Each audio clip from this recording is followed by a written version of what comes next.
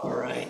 Good evening, everyone, and welcome to this meeting of the Troutdale Planning Commission for Wednesday, March 11th, 2026. If we could have roll call, please. Commissioner Glantz.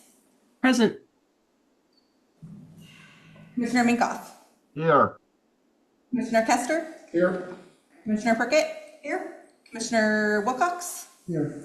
Chair Stephenson. Here. And Commissioner Allen. Here. Okay, at this time, I would like to ask everyone to stand for the Pledge of Allegiance, and I will be leading this evening. I pledge allegiance to the flag of the United States of America and to the republic for which it stands, one nation, under God, indivisible, with liberty and justice for all. Okay. And is there anyone wishing to speak to the Planning Commission this evening on a non-agenda item? I'm not seeing anyone on Zoom. Anyone wishing to speak on a non-agenda item? No? All right. Did everyone get a copy of the minutes from February 11th, 2026? And are there any corrections to those? You, Chair Stephenson. Okay, Commissioner Wilcox, please. I highlighted these for Dakota, so you should have a copy. So there's several places where Mr. Allen's last name is misspelled, A-N instead of E-N. What is that? Thank you. On page 2, 4 lines up, from the bottom of the first paragraph, it says, he questioned the parking numbers as they used multiplier for meeting establishment. Should read, use the incorrect multiplier. And there's another Allen on that page. Allen on page 3. And page 4, Mr. Communication, there's a sentence. Current code, this is from Mr. Kester, the current code does not address LEDs. I'd like the commission to look into this. Reviewed the audio on that. It sounded like you were made a reference to some light pollution coming from the apartments next door, but like in context, that's kind of hard to understand. What's there about there? True. Were you looking at the exterior lighting? Specifically, it was some of the courtyard lighting coming up between the buildings. Is the exterior building lighting and the parking lot lighting is fine. There's nothing wrong with that. It's just these great big tall bar lights that are intended to do the courtyard that's sort of coming up. I don't know. That's The reference to LEDs, I didn't know whether you were talking about street lights, Christmas tree lights. yeah. It is the comment that was made at the time was that I guess was intended to be that the lighting types that are available now are kind of a different animal than when the street light codes or when the lighting codes were last addressed, at least as I understand it. So it might be something worth looking into. Probably in particular, we're looking more at shielding. Yeah. Okay, so maybe we could say, review the code regarding, I don't know, exterior lighting. Yeah. Would that be okay, Commissioner Wilcox? Yeah, that sounds good. Okay. It's intended to be sort of a low priority You homework guys get project. that? Yeah, I think it's a good one. It's just when we're talking about, are we talking about interior or exterior? It's So- strictly exterior. I was going to share Stephenson, so I'm just going to read this out loud with the amended language. The current code does not address LEDs and would like the commission to look into exterior lighting. Perfect. Perfect. Okay. That's all you have? I have one. On page 4, under the motion, it says, Commissioner Prickett made a motion to approve the conditions of approval as amended. And those were pretty significant changes. So I think we should probably spell out what those changes were. There was a number of them that we did before we made the motion. Okay? So if we could add those in above that, that would be great.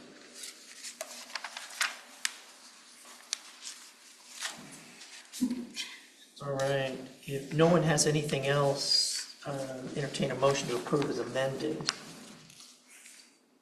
Chair Stephenson, Commissioner Prickett, I move that we accept the minutes of February 11, 2026 regular meeting as amended. I second. we have a motion and a second to approve the meeting minutes from February 11, 2026 as amended. All those in favor signify by saying aye. Aye. Opposed? Okay, that one carries. And next up, oh, I'm sorry, we have no agenda updates, right? Not that I know. Okay, perfect. All right.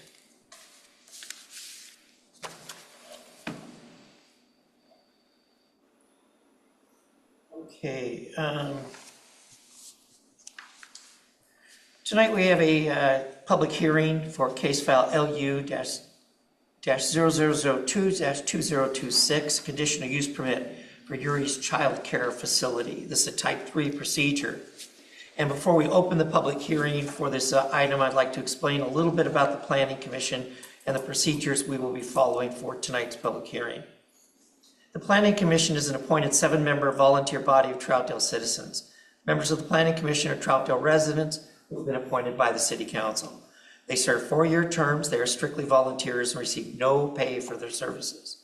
The Planning Commission serves as a citizen committee for the review of land use applications and various land use related matters within the city. Items which the Planning Commission consider include uses of land, subdivisions, major variances, land use policy plans, and development regulations.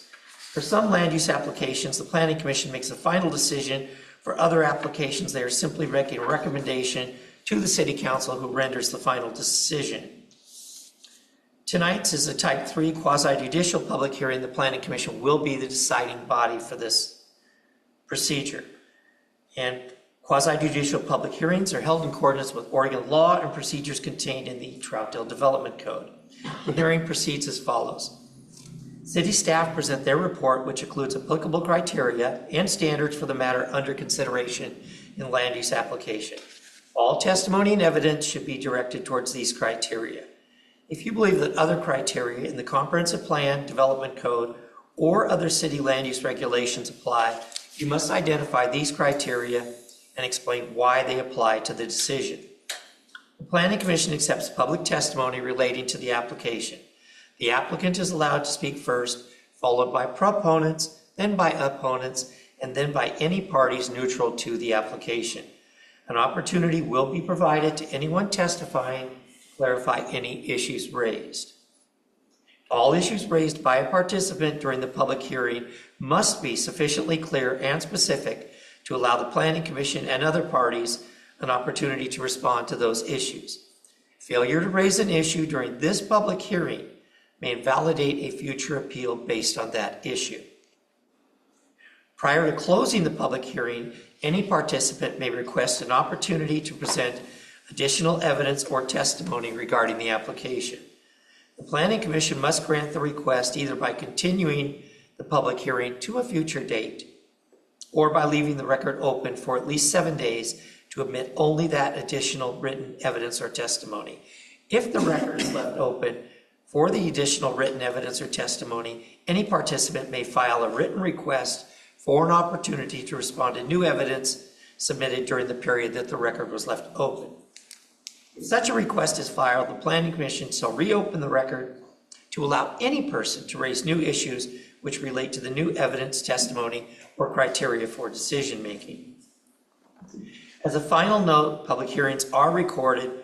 Therefore, if you wish to speak, please state your name and address clearly for the record. And at this time, I would like to ask if there's any conflict of interest or ex parte communication by any of the members. No? Okay, Commissioner Wilcox. Some comments, I don't know whether it's ex parte or conflict of interest, but Okay.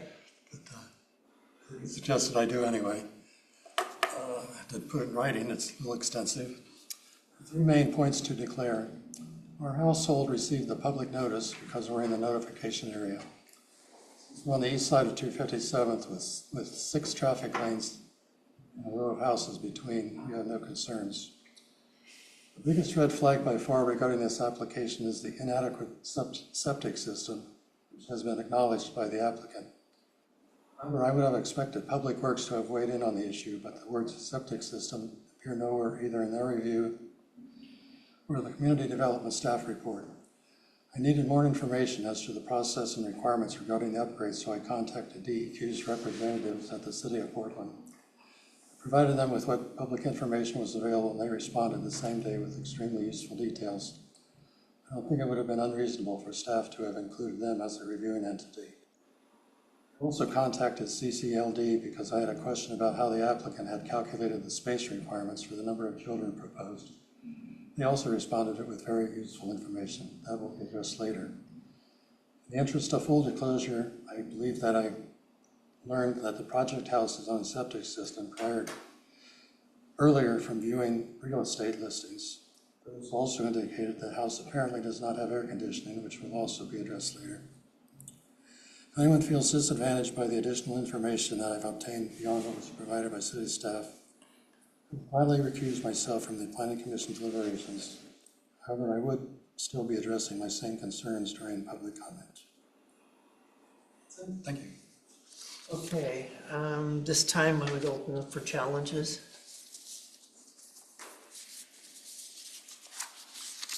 I think you should recuse yourself at this point. It could go either way, but Right. It is, I don't know, my feeling is that because all of the acquired information is still going to be presented in public forum, the extra investigation is more of a non-issue in my head, but I'm not a legal expert.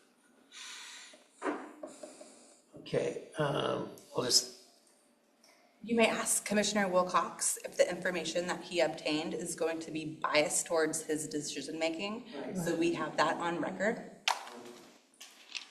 No, as far as approval goes, this doesn't have any effect at all. Right. I have no. would you feel more comfortable if by chance he participated and did not vote? Abstain from the Well, vote? as long as he thinks he can do a non-biased one, and He said yes. I would say yes. All right. Everyone else okay with that? So is the final decision that it's okay or to participate but not vote? Both options are on the table.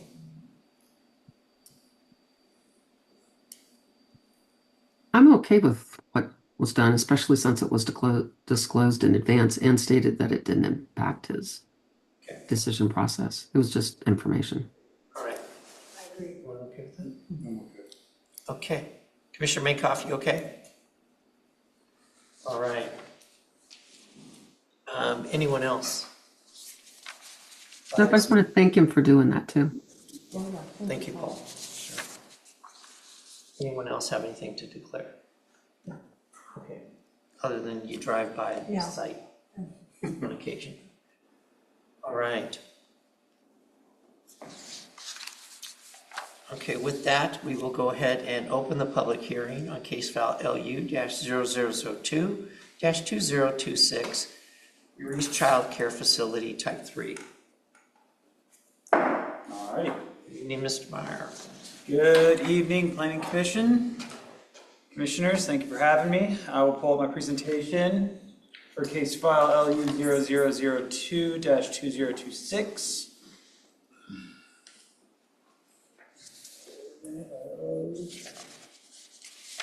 There we go. Tonight's public hearing, I'll be presenting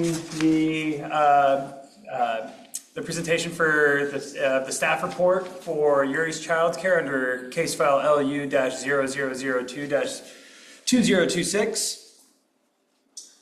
Staff presentation. A little bit of site background. The applicant is Alejandra Monroy.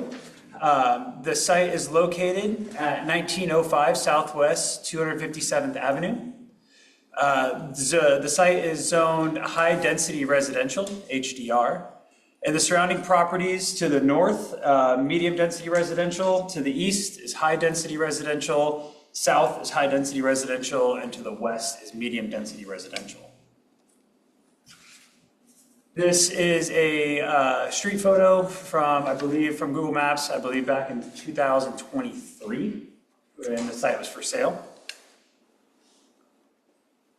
And here is the proposed site plan for the project. You'll notice on the site plan, it does show parking, handicap accessibility, bike parking, as well as the proposed removal of 2 trees.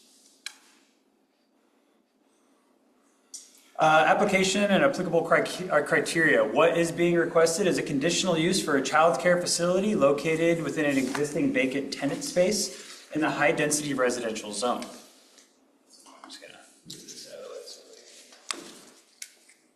Like that, there we go. What is not being requested is any zone change or any exterior modifications.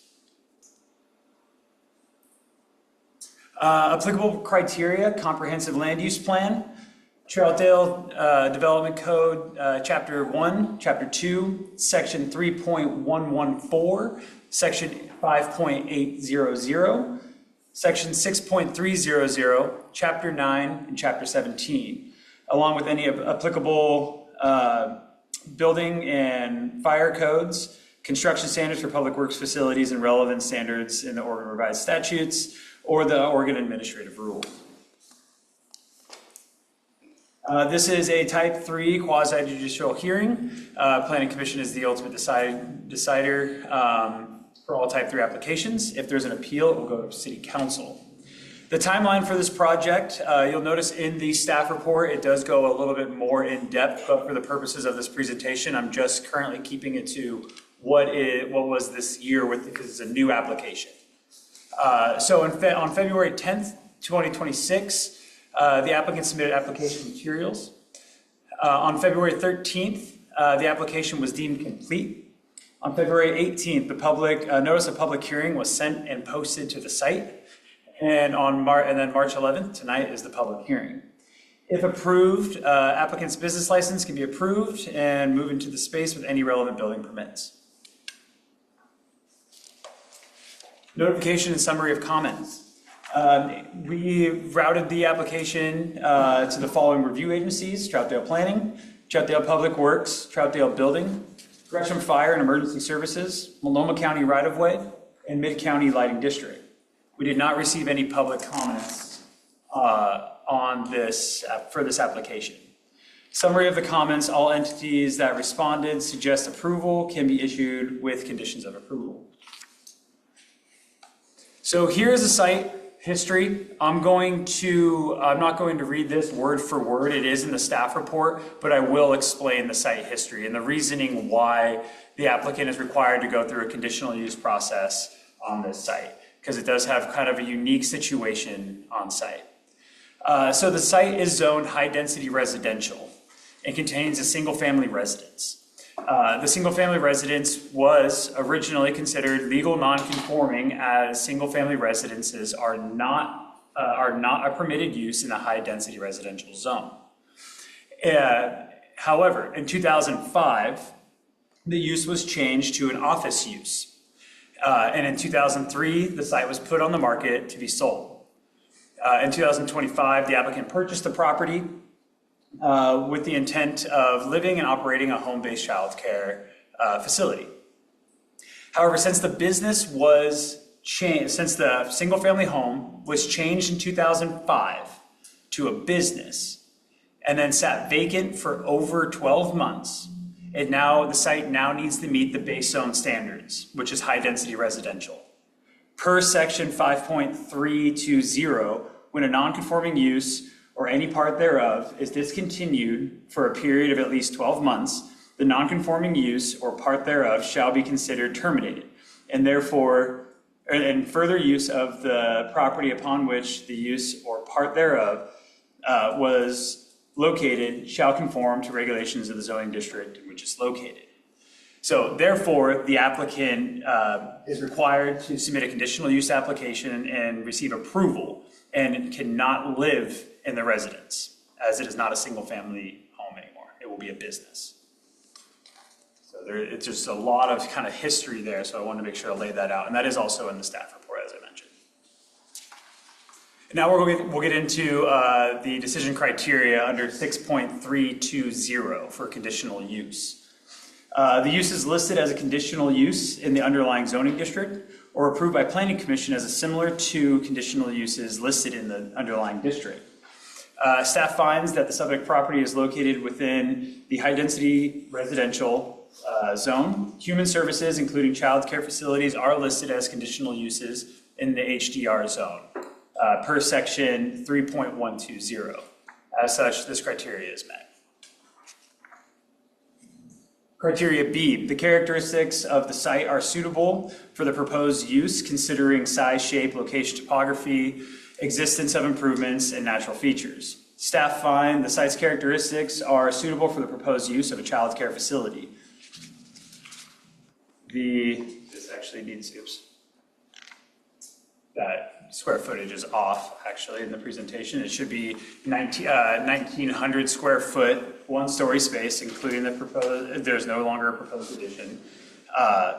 Will adequately accommodate both classrooms for 45 children and staff areas for the proposed child care facility. The proposed child care facility will be located in an existing residential structure that was previously used as an office building. There are no concerns about the topography or natural features of the site, and as the site provides approximately 4,900 square feet of outdoor play space. Therefore, the use of the site is suitable for a child care facility of its size. Criteria C, all transportation systems, public facilities, and public services related to the proposed development have and can be improved to have adequate capacity to serve the proposed development at the time of its completion. Staff find all transportation systems, public facilities, and public services currently exist on site and have adequate capacity to serve the proposed child care facility.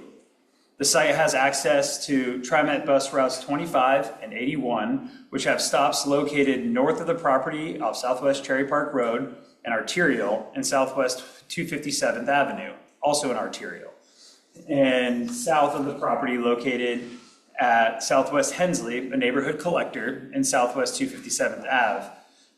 Both Southwest Cherry Park Road and Southwest 257th Avenue are maintained by Multnomah County. Multnomah County Transportation was provided the opportunity to review this application and provided comments and conditions. That is in attachment 2 of the staff report. No new access points or utility modifications are proposed for this application. As such, this criteria is met. Criteria D, the proposed use will provide adequate open space, landscaping, aesthetic design to mitigate any possible adverse effects on surrounding properties and uses. Staff find the property is already developed and meets both parking and landscaping requirements. The applicant is proposing to remove 2 trees to accommodate better vehicle circulation. Per new CFET guidelines, There is no minimum or maximum parking requirement for childcare facilities. The applicant is still proposing a total of 5 parking spaces with 1 parking space marked for ADA parking. The required minimum number of short-term bicycle parking spaces shall be 1. The required minimum number of long-term bicycle parking spaces shall be 1. Bike parking shall be located on-site, convenient to building entrances, and have direct access to both public right-of-way and the main entrance of the principal use. The applicant is proposing a total of 4 bike parking spaces. As such, this criteria is met. The proposed use, as conditioned, will not cause or not result in the creation of a public nuisance, including but not limited to air, land, or water degradation, noise, glare, heat, vibration, or impacts that may be injurious to the public health, safety, and welfare. Staff find the proposed use will not cause or result in the creation of a public nuisance that may be injurious to the public health, safety, or welfare. The property located to the south is zoned high-density residential, and the property to the west is zoned medium-density residential and is currently occupied by Reynolds High School. The site is located on Southwest 257th. Given that the surrounding properties are located next to a busy high school and major arterial, the neighbors are accustomed to this type of business. The proposed hours of operation are from 7 a.m. to 6 p.m. Monday through Friday. No overnight or weekend operations are proposed. As such, this criteria is met. And criteria F, the proposal satisfies the applicable provisions of this code. Staff finds this proposal satisfies all applicable provisions, so therefore this criteria is met. Staff's recommendation, staff recommends approval with conditions as outlined in the findings of fact of the staff report, attached to the staff report. Here are just a couple of the conditions of approval. They were quite long, so rather than filling up 10 slides with conditions of approval, they are all listed in the staff report. The first one is a boilerplate for City of Troutdale. Applicants shall be required to satisfy comments made by review entities. And then number 2, the approval of case file LU-0002-2026 shall expire in 2 years from the effective date of the decision unless the approval is enacted. And then also I added the City of Troutdale Public Works. The applicant shall cure all existing defects, if any, in the public sidewalk on public street frontages of the property prior to certificate of occupancy. Public testimony. Okay.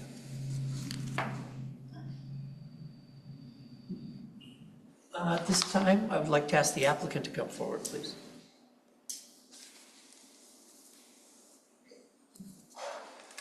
Yep. You can go ahead and sit down too. It's more comfortable.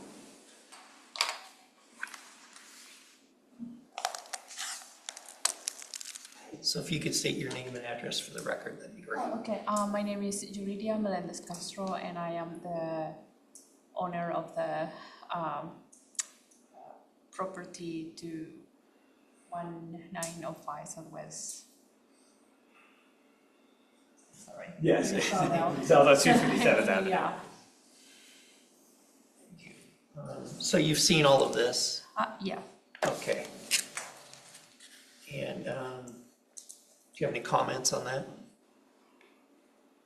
So far, no. I feel like we've been beginning, trying to have everything ready for my project.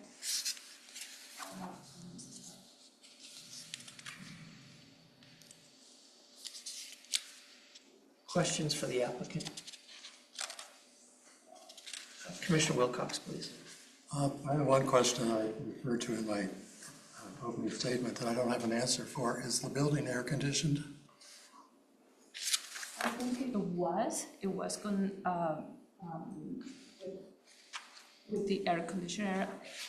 It wasn't working, but it has everything to work. Yeah, and for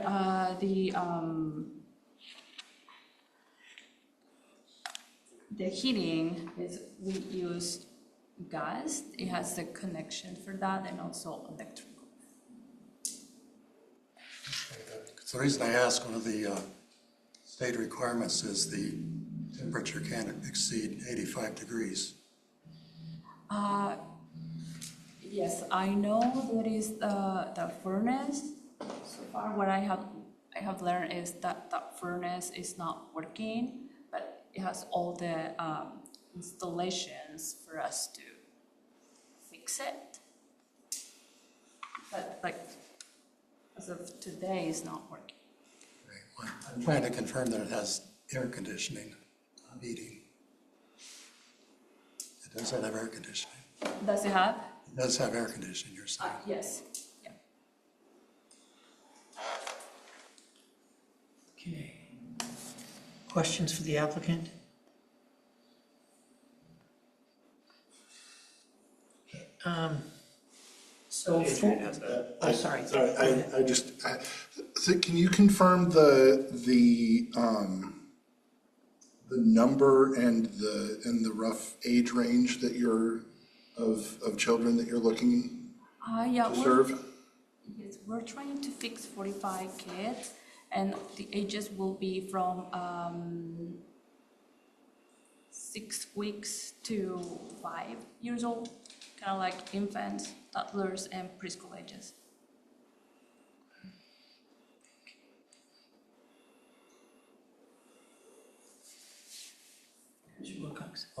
That was, a related question was in the Gresham Flyers. They asked what the age range was, and they hadn't gotten an answer. So if you've got, sounds like they're gonna have infants, so, in an emergency evacuation situation, you don't know that there are infants in there. Yeah, would be. That's one part of the conditions that That would be part of the conditional. Okay, so for site circulation, okay, we're gonna have 45 kids and 8 employees, right? And like 5 parking spots. So where are people gonna park? I'd imagine they're all gonna pick their kids up at the same time? Well, usually each family can pick up their kids whenever they need to pick up their kids. Our facility will be open from 7 to 6. Some of like my employees live close from our facility. Some of them so far, like they either walk, take the bus or Uber or Lyft, or they ride bikes, or yeah. And yes, we do have the space for our clients to park for like maybe like 10-15 minutes, and then pick up their kids and get out of the parking. Yeah, so like, how many could you accommodate? How many cars could you accommodate?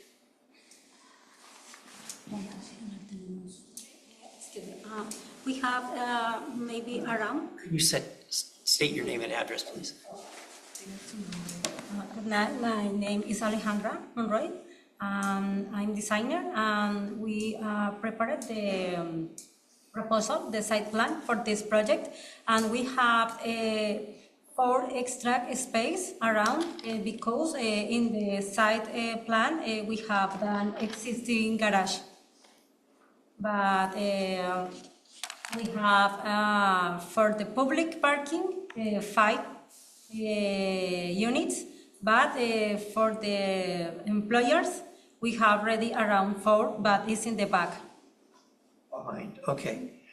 So I guess what I'm just trying to understand is, so if 10 parents theoretically come and get their kids at the same time, which is probably possible, right? Where would they park? Sí. Oh, yeah. So we are planning for the people to kind of like a loop, they're gonna do, and I don't know how to say it, I'm sorry. on the property. Yeah, circulate through the property. Yeah, Up and exactly, down. yes. Sugar pine. Well, I'm trying to. I just have been down this road before, and I just want to make sure that we don't have queuing going out onto 257. Right, so if we had a number of parents coming at the same time, I think that overflow would land on 257. Regulate that with the new hawk signal.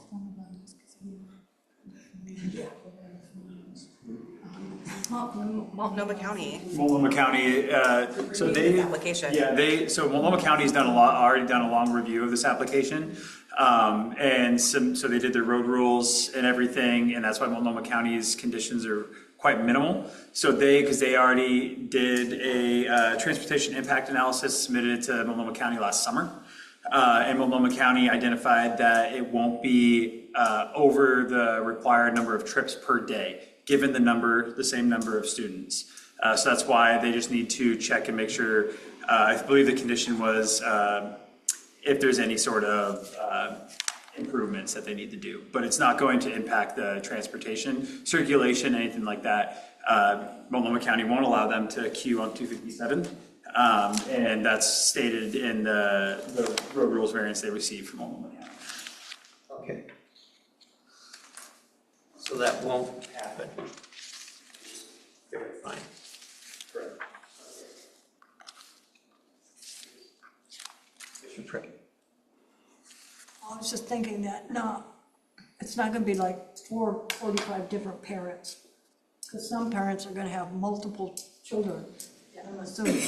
So it's not gonna be 45 individual cars. So, No, I know that. yeah, so. I think though, if the you have queuing part, over that's about, gonna- if you had over about 10 or 15 at a Right. time, I think it would be challenging based on this site. That's all I'm saying. Because I think it'd be hard to fit all those cars in the lot.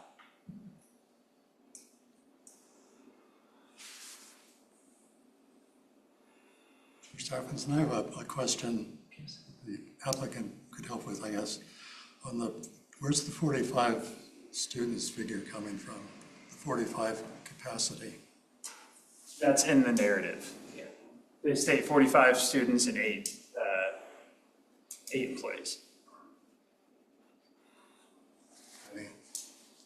Some of this paperwork we didn't get in our packet. It's online, but it's not in our packet. And, site plan A01-03, designation of, there's three different classroom areas designated. And they have, however many children in each one of those three classrooms. That adds up to 44. Initially, with the original submittal, the applicant was proposing for 2 additions. And after discussion with Public Works, the additions would trigger, any sort of addition, any sort of modification to the building footprint would trigger the applicant, a requirement for the applicant to connect the city sewer, if it was within 1,000 feet. After discussing, and I think it was Hensley was the closest at about 527 feet. It's very expensive. So after that came, so that was posted online, because that's what we had originally. After discussion with Public Works Director, Public Works Engineer, and then also Erica, the Community Development Director, we decided that the easiest way forward for the applicant would be to not do an addition. So that I met with the applicant and the owner and discussed the possibility, or if they wanted to continue with the addition, we could, but then there would be 2 additional requirements from conditions from Public Works. 1, to connect the city sewer, and then they cited this code section requiring them to within 1,000 feet. And 2, decommission any septics or any septic or any other tanks on site. That gets very expensive.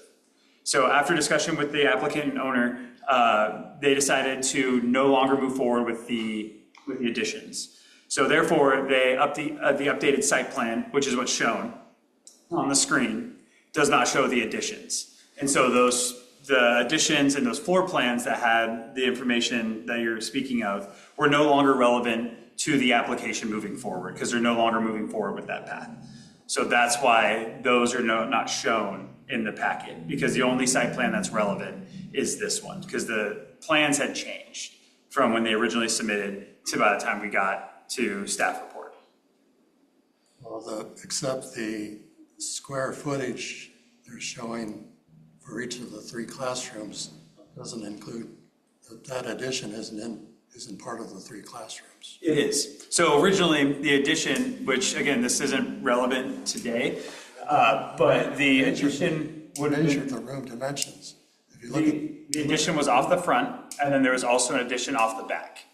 So there was an addition here, and there was also an addition here, expanding this front room and this rear room in the other plans. Can you bring up 01-03?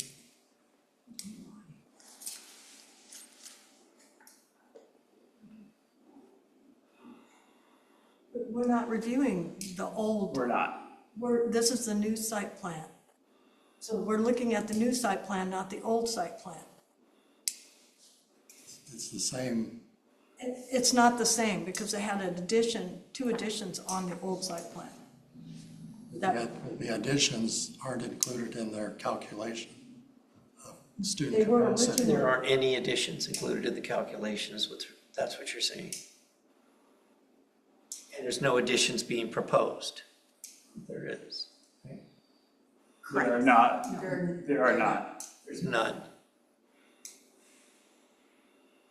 Is this the site plan you're referring to? A01-03? Right. This is an addition right here in the front, Yeah, the right one here, on and this is an addition. the back top here. left corner isn't included in that calculation. To the right. I don't get I it. know it's impossible to see without zooming in. This one would be basically void because it's. This is void. This floor plan is void. So this floor plan got Scrapped. scrapped. Yeah. They are not moving forward with any Where's additions. the new floor plan then? They don't need to submit that for this application. They'll submit it for building permits. So we just require a site plan. Changing on site. Yeah. Yeah, it's just a house. Just the square footage, just the regular square footage, which is 1918, is the total square footage of the home. So can you pull up A0100 again?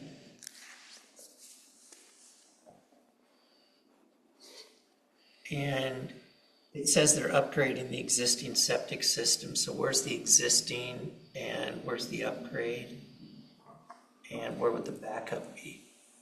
So the septic system actually falls with a permit through the county sanitarium and the city of Portland. They work together on septic permitting, and that's outside the scope of the city and city permitting. So they will move forward with their application with the county sanitarium. And they will complete that process also through our building permit process.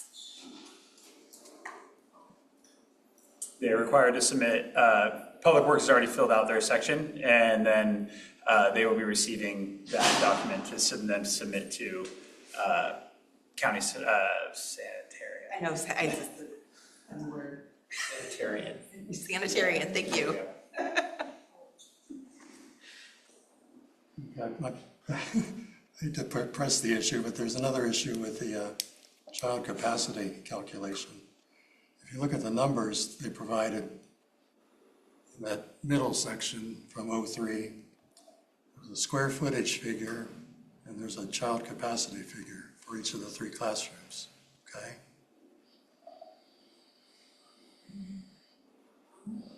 You can zoom in and see the figures in the middle of each classroom area. What I'm getting at is if you divide the square footage provided in each classroom area by 35, you get a certain number. And then when they came up with their final tally, they rounded up, which the OAR doesn't allow. So they need to lose three child capacities. Given the square footage of the property, they're allowed 54 children. Because it's based on the total square footage of the property, or of the structure. Not the property, but the structure is what it's based on. You can't put kids in the kitchen and the bathrooms. That's a state requirement. That's not our purview, that's a state requirement, and they are aware of the state requirement as they have other childcare facilities. So that is a state requirement. And so it just says 35 based on 35 square feet per student based on the total square footage of the building. And the total square, so that calculation, which is 1918 divided by 35, comes out to 54.8. So if they can't round up, that's 54. And therefore, if they have 45 students and 8 employees, then they're still under that 54 number. I don't think that's true. That's a state requirement. It's outside of Commissioner Allen? the development code. I was just going to say that it worked for me because it's finding it harder to hold them to tighter standards than the high school that's adjacent. When you look at the number of kids per classroom, Right, they're actually proposing to do better than the high school. right. So I'm just saying I'm good with it. Well, we can't control the high school. No, well, We should try, but. or the license. Yeah, and I do want to clarify that the state of Oregon has a whole registration process for childcare facilities. And they will have to go through that process to get registered with the state. And the state has inspections for these facilities to ensure that all the codes and regulations for these facilities are being met. So they're going to have additional inspections, not just from the city, but from state regulators regarding childcare. Okay. Do we have any more questions for the applicant? No. Okay. Oh, it looks like Sandy has her, sorry, I have it. See Sandy. Yeah, I have it up. I'll pull it up. Sandy has her hand up. Hello, Commissioner Glanz. Sorry. I have a question for the applicants. Of the children that you take, do you have any kind of service that takes them to like elementary school? I know that some of the daycare services have a service where, you get your kid to the daycare at 7 a.m. and then the daycare gets the kid to, kindergarten, first grade, some of the younger stuff. Do you do any of that, or do you just take younger kids? Only with the preschool kids, only. If, Okay. if there is like a family who doesn't own a vehicle, or like they don't have the way how to bring the kids to preschool, yes, we can provide that service also for the families. I was just wondering if all the kids are there all the time, or if there's some, okay. It could be Okay. or it can't, it could be some days where all the kids are there and maybe 1 or 2, 40 or 35, or maybe 1, all of the kids are there. So that varies, can change. Okay. Thank you. Thank you. Nothing else for the applicant. Thank you. Anyone wishing to speak as a proponent to the application? Seeing none. Anyone wishing to speak as an opponent to the application? Seeing none. Anyone wishing to speak as a neutral party to the application? Seeing none. Okay, motion closed. Chair Stephenson, I have a motion that we close the public hearing. Second. Okay, we have a motion and a second to close the public hearing. All those in favor signify by saying aye. Aye. Okay, opposed? Okay, we are closed. Okay, have a seat, thank you.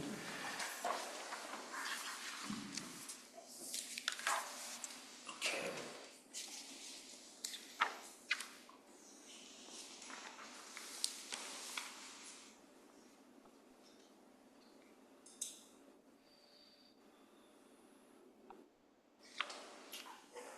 So the closest sewer connection is Hensley? Yeah, it's either Hensley or it's Cherry Park. Cherry Park's a little, I think it's either 700 or just under 700 feet. Okay. And then Hensley is 527 feet, give or take. I'll just tell you what my concern is. My concern is that you've got a septic system, and if they're upgrading it, or if they have to use their secondary location on the property to replace the septic system, which is a requirement. So they have already picked this place on there where the backup system would go. That could affect traffic circulation on the site. And so if that happened, how would that be addressed? I'm sorry, excuse me.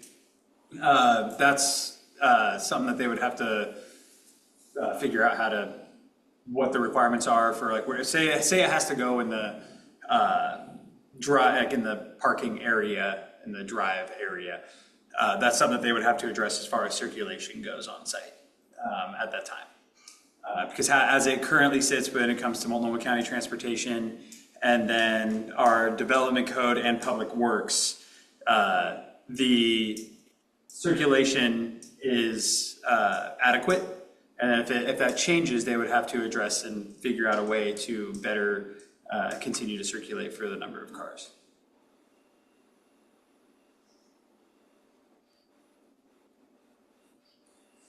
Okay.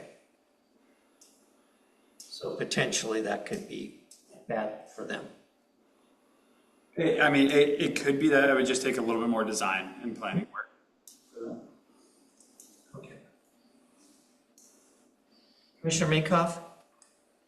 Thank you. I want to know, how concerned is anyone about the fact that it is a high-density residential zone? We have talked in many, many meetings about the need for much more high-density residences, for more economy, etc., people coming into the areas, so that supports retail and so on and so forth. So my question is a picky one.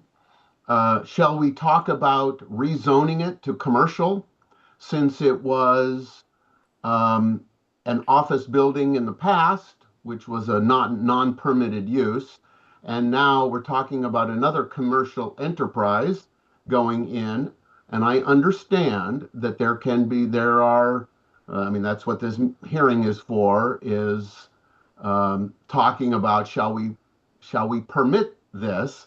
But my question is, what are we doing with our high-density residential districts, and why aren't we keeping them for high-density residential? Did you? Oh, I was just going to respond. Okay. Did you want? I can wait for after you. Okay. Okay, so good question. Couple of things. The high-density residential zone was applied to the property a while back. Okay, so that's how it became non-conforming in the first place. The office building that was there would have been conforming prior to the zone being changed. So we kind of created that ourselves. And as far as childcare facilities, they can be sited in high-density residential areas. So this can be done, and the state's actually loosened up some of the standards as far as what someone goes through to site one of those.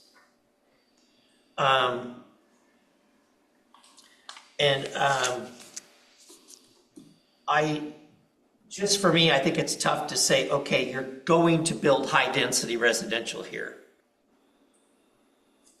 I can actually speak to that a little bit too. While it's zoned high-density residential, say the applicant, we'd say it's a different applicant that had purchased the property and they wanted to do that.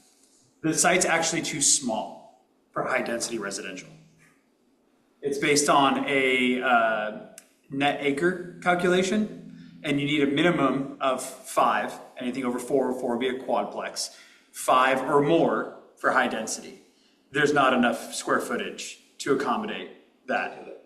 So that's why it's a very unique site to the fact that it is high density, but you can't build high density on it. We wouldn't permit it unless there are multiple variances to our multifamily requirements. So they're in conditional use land kind of. Anything that's on that site would be a conditional use land. Yeah. So any consideration of making it a commercial zone? That would cause a spot zoning where it's surrounded by residential with a single commercial zone in the center. And typically, as planners and as designers of zones around the city, we do not like doing that because then you have little islands of kind of weird zones that are plucked around. More than likely, if say, for example, this site were to ever rezone, it would be a medium density residential. Because it's usually when you rezone it with an abutting zone. So it would be taken over by a medium density since that's immediately to the west, which is where the high school is. That's a much longer process. Obviously that can take quite a while to do that. But that if it were to rezone, that's what it would be. Okay, I understand. One other real quick question. I saw on the map the zone was marked out in yellow, and then there was another on the opposite side of the street, another small little. Are they talking about wanting to use both sides of the street? No, that's just the entirety of the site. So the site was originally developed and then 257th cut through it. So technically there's a little triangle on the eastern side of 257th that's part of the same property. Do they know that? To the galaxy. Again, very unique site. Yeah. So they've got this piece of property that they literally can't use, can't do It's too anything. small for anything, yeah. They could have a private bus station or something there. Commissioner Allen. Yeah, so my response was going to be that in high residential, you need services. You need services and preferably not too far away for transportation reasons. And that's why we have these conditional uses, right? Childcare is very compatible to the needs of high density residential. And then I also agreed when I'm looking at this, that is a really poor site for high density development. Due to its size and its shape, it's just not conducive to it. So,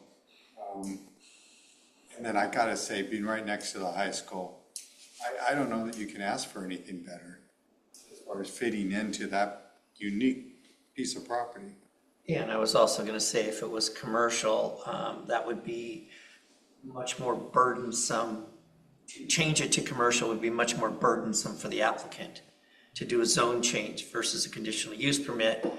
And then you would have also, you would be changing the setbacks and some other things, which would make more of the site unusable than what it is in this case.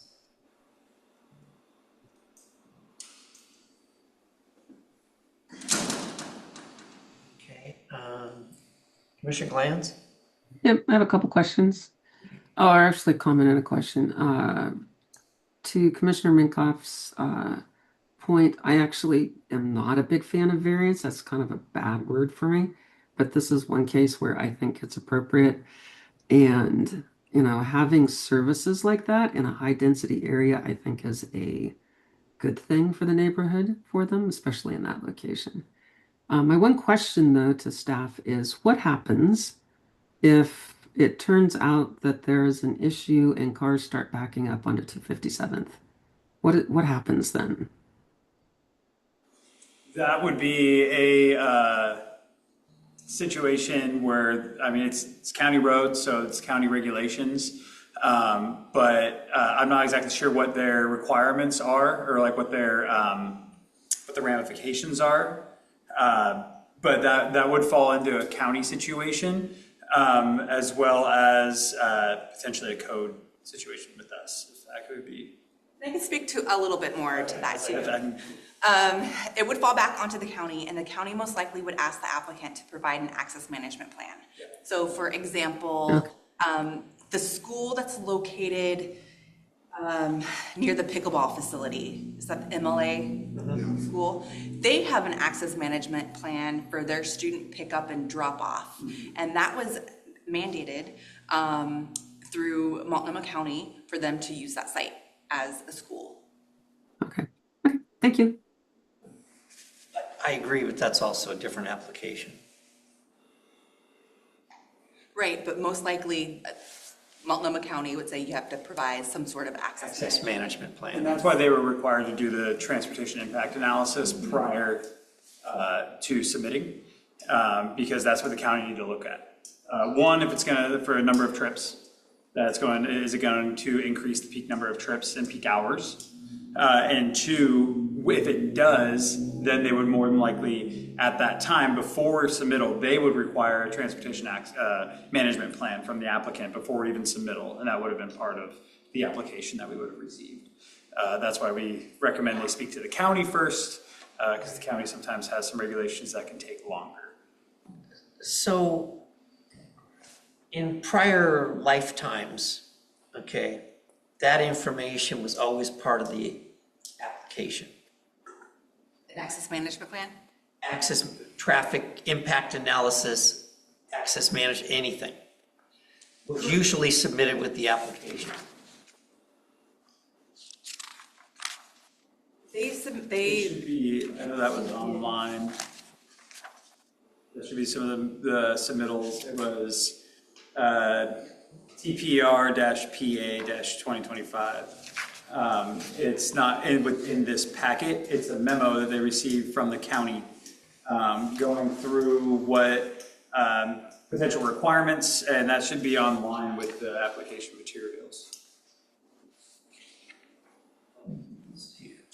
It talks about transportation impact and trip generation, access standards, improvement requirements, transportation planning review, because they were required to submit with the county for transportation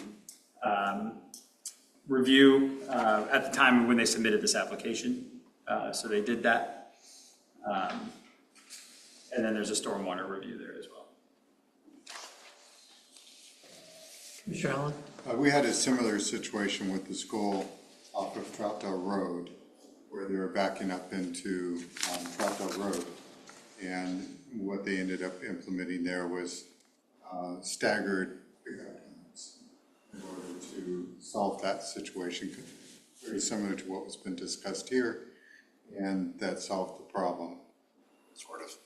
Yeah, and they also queued them around the back of the building. They did some other things to kind of be creative. Well, Maury Middle School has a traffic problem every time drop off and pickup time. But it's usually towards the middle of the, like 2 or 3 in the afternoon. But they're queued clear back into the neighborhood for parents just to pick up, even though they have bus service. So it's different on 257th. But again, it can be managed, like you said, by staggered pickup times and not have them all pick up at the same. And I don't think all parents are going to pick up exactly at 6 o'clock. No, and I'm not saying they would, but I'm just saying if you had. It could happen. If you had 10, I think that would put you into a real interesting situation. But it can be managed, I think. Yeah, not saying it couldn't, it just, if it happens, I just want to. You want it stated. Yeah. Well, it does make me want to call up the county and say, where's the transportation management plan for certain coffee places on our. I know what you're talking about. Inner city. It was me. There's on, I think it's actually a Gresham problem. I think it's on Kane. Yeah, the Dutch Brothers. Yeah, Dutch Brothers routinely fuse up into the road, onto Kane. It does. But it can be, again, it can be, if people are patient, it can be managed. I'm just used to seeing everything. I know, The I high school was understand. the same way. They had a lot worse problem than they do now. Yeah. Yeah.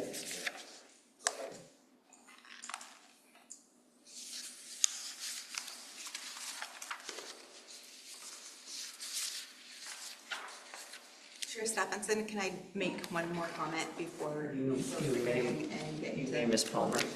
So I just want to clarify that on page 12 of 28 or page 2 of the findings of fact, criteria B, we need to fix the square footage. Yep.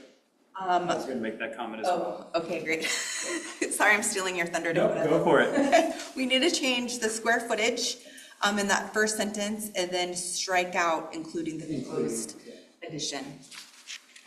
What page was that again? That was page 12 of 28 in the packet and page 2 of the findings of fact and final order. It's under criteria. B. Oh, yeah, I see it. Yeah.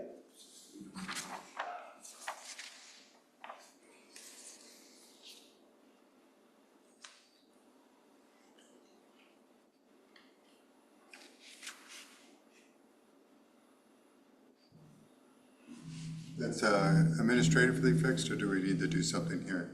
We need to do it. Yeah. You'll need to adopt it with that amendment.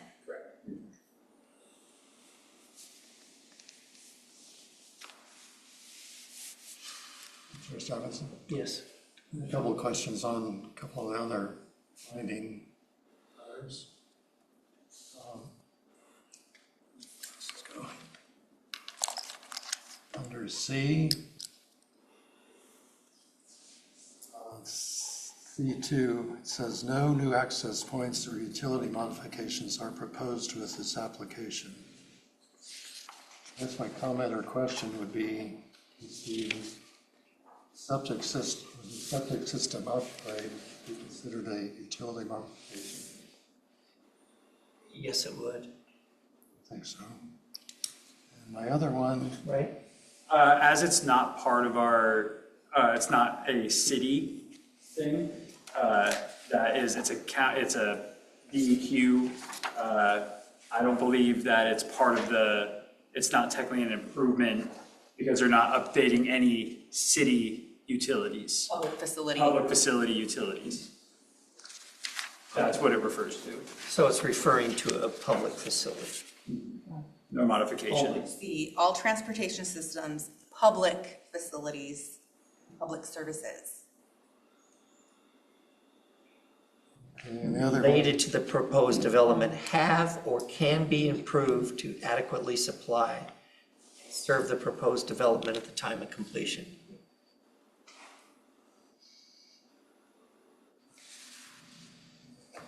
Now, if they were required to connect to city sewer, then that would be in that finding. Because then they would be, because then that'd be stated in the finding. my other one was under D. The applicant is proposing to remove 2 trees.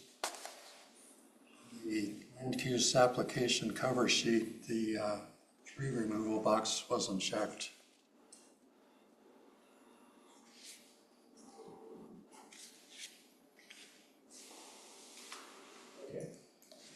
So we know they're removing 2 trees, right? Yeah, Okay. it's listed on the site plan.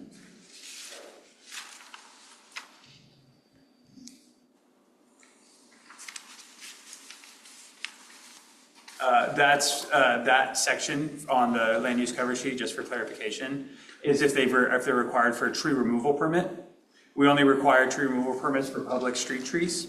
We don't require them for private property trees, so they would not need to check that box. It does seem to be mentioned in A01-00, which 2 trees are going. Yeah, I'm just mentioning, just for clarification on the land use cover sheet, they're not street trees. So that's when it would require a tree removal permit is for street trees. Nothing on private property. There was a whole development that went in off Cherry Park, a whole fir forest, you have to get permits to remove. Now, that's, That was a different story. there's different requirements depending on what they're doing. But this permit here for the tree removal permit is specific to street trees. But as far as if they're removing multiple number of trees, we do have a requirement within our landscaping code that only X number of trees are allowed to be removed. And if they are anything over that, then X number of trees have to be replaced, or a shrubs, like if a 12-inch diameter tree is removed, then I think it's like 4 shrubs can be replaced in its place as far as towards your landscaping. But it's over a certain number of trees. So I'm assuming that's what that was. They cleared cut the entire lot. And then they had to have they had to show on a landscaping plan what they were replacing those with. Okay. Because that is part of our landscaping standards.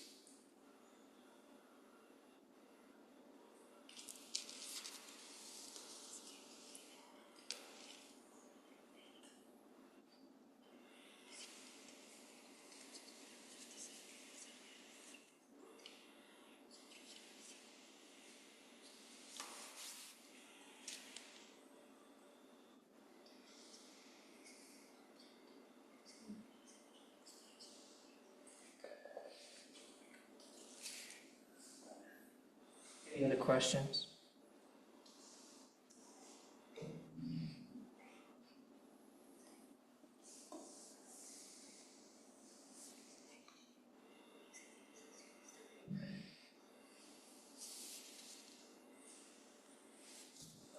From traffic study.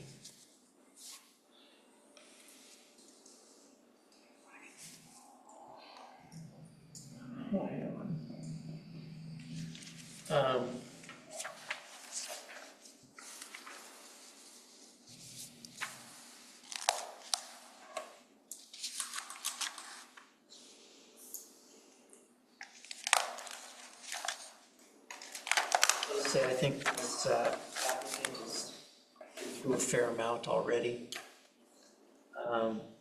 But I just want to say for the record, I feel a little challenged on E, not seeing any of the traffic information. Because I think that is going to, could potentially create a pretty negative situation if for some reason that's not all handled on site.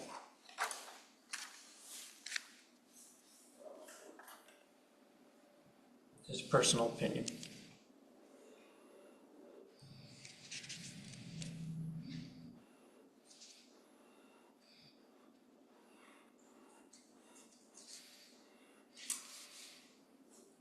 And it would just be helpful to have some of that. Yeah, like I said, the memo should be online. If not, then it was missed. The memo that was submitted by Multnomah County Transportation Division. It's in there. Is it? Yeah, The memo? Yeah, the memorandum from the transportation. Yeah, I have it as Starts on page 25. 25 of the staff report. Right. Or There's packet.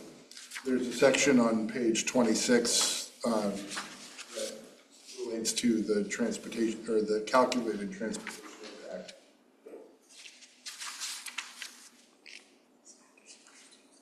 Okay.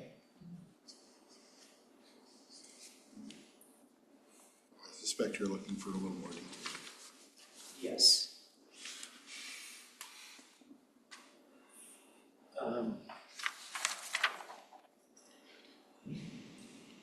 That's all.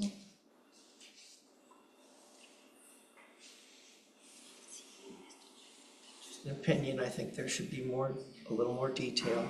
Kind of been down that road before.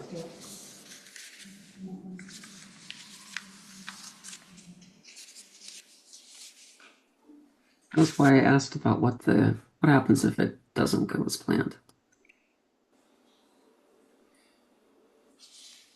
And that's where you were saying that the county would get involved with a Management plan. management plan of some variety.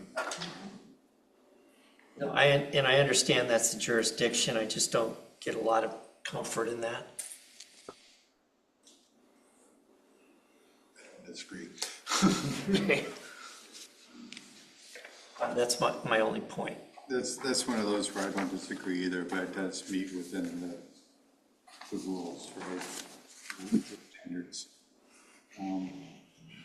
I do feel comforted that the trees are actually being removed, That will help. just for traffic flow. And that should make for a relatively decent loop.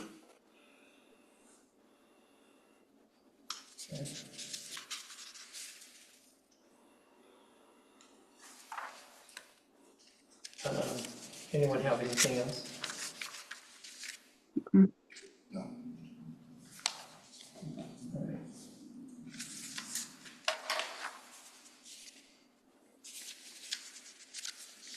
The other thing I'll ask is, did we not fix those sidewalks when we did the improvements to 257? It talks in here about ADA improvements needed to be made to the sidewalks in front of the site. Yeah, it does talk about that, and I think that's also why in the memo they mentioned in that section, that's why they were required to submit for transportation planning review for building permits if they need anything. And the reason is because in that section in the memo where it's bolded, that's the only requirement that they have, where it says, engineer will double check existing ramps and sidewalks for current ADA requirements. So basically what that was, because I know the applicant was confused, they came in and spoke to me about it. I reached out, and really what that is they can't remember if they did that section or not. Like they did the whole section, obviously at 257, but they're not sure if the curb cut in that area was also updated at the same time. At their private driveway. At the private driveway. So that's why they're saying that they need to submit for this, and that triggers the engineer to go out and check. And the engineer might be, yep, you need to do improvements, or nope, you're good.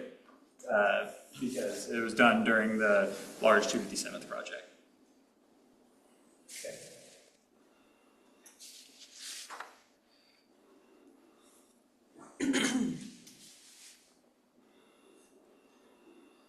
All right.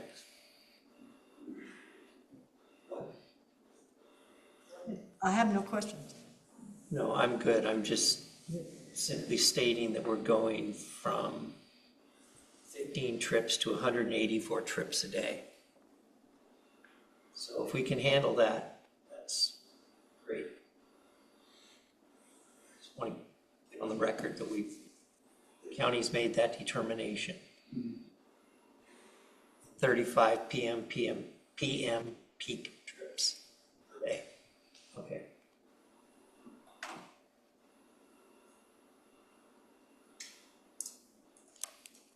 Just confirming that, so I'm good.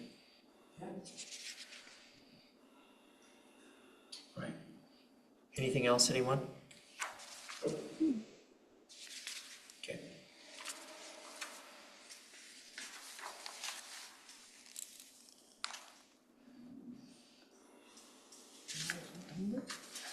Motion?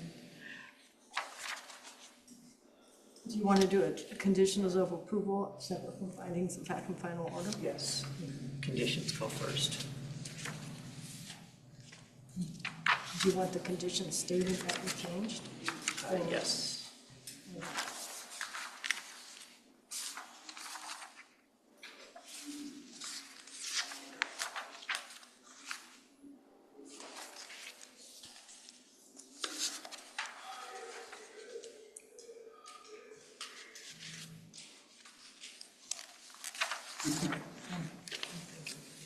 You okay with it?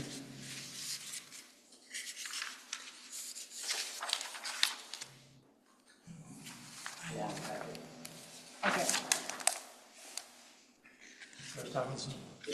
Question that Erica might know the answer to. Maybe. Will the septic tank or septic system upgrades be required before occupancy? Okay.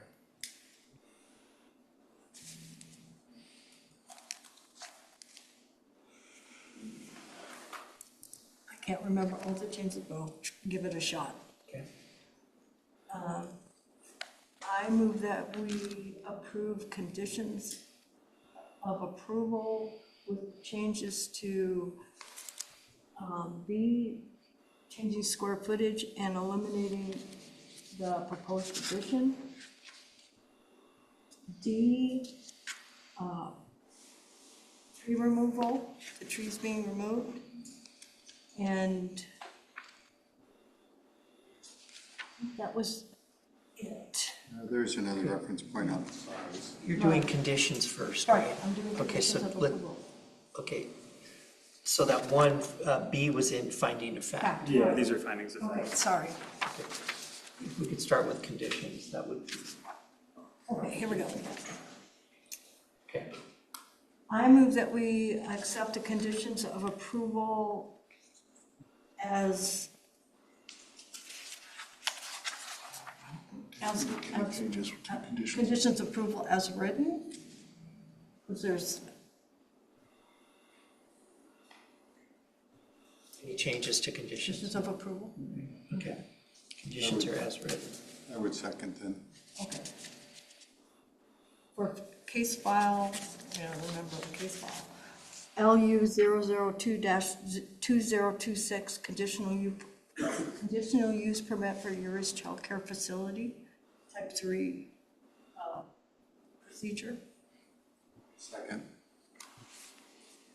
Okay, we have a motion and a second to approve conditions of approval for case file LU 0002-2026. Any questions on the motion? All right, call the roll, please. Commissioner Glantz, Yes. Commissioner Minkoff, Yes. Commissioner Kester, Yes. Commissioner Prickett, Yes. Commissioner Wilcox, Yes. Chair Stephenson, Yes. and Commissioner Allen. Yes. Okay, on to finding of fact, finally.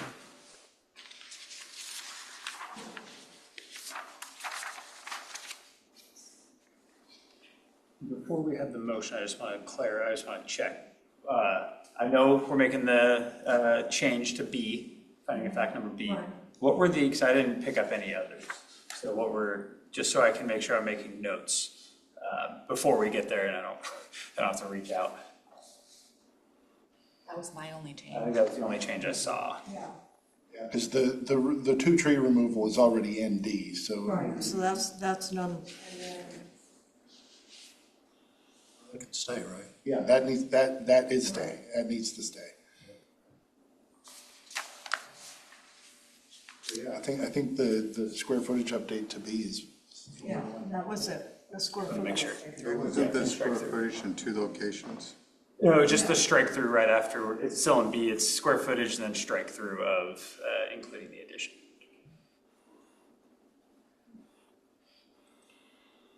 Chair Stephenson? Commissioner Kester, I move that we approve the findings of fact with the change of the square footage to item B, updating the square footage and striking through including the proposed addition on case file LU 0002-2026. I second. okay, we have a motion and a second to approve finding of fact and final order for conditional use file LU 0002-2026 with changes to 6.320 finding B square footage and removing the text regarding the addition, proposed addition. So that would be the words including the proposed addition. All right. Questions on the motion?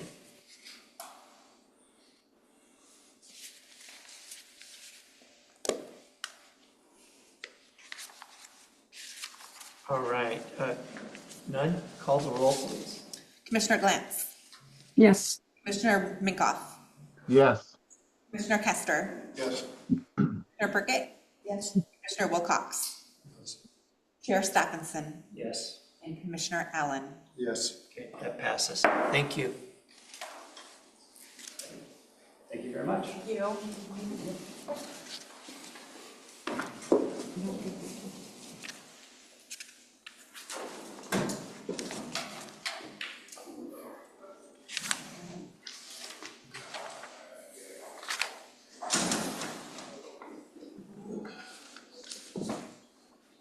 Next, I gotta plug in my phone. Or my charger. I gotta plug in my computer.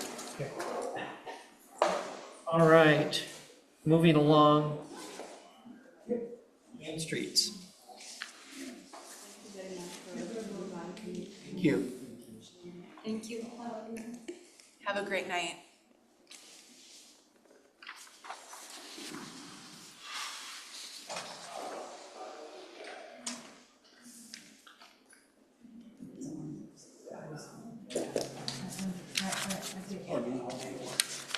I got you on that. Yeah. Totally.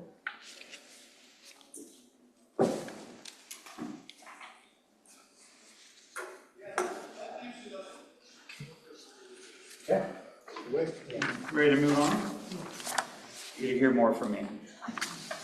Okay, so today we're doing, it's another work session for the Main Streets on Halsey code amendment for the grant. I don't have a full presentation because the changes that we heard last time were relatively minimal, so I will present those. I'll show what the changes were. And then show that we do have some updated graphics that we'll be adding to the proposed amendment package. Sorry. So I'll pull up just the one change. So last time what we heard was there was still a lot of questions around the height requirement of, if we were to increase up to 50 feet.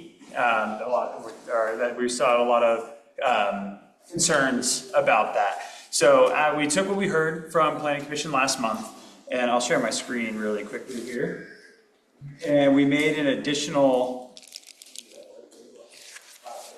so we added an additional line to this section right here for height bonuses incentives, 4.740.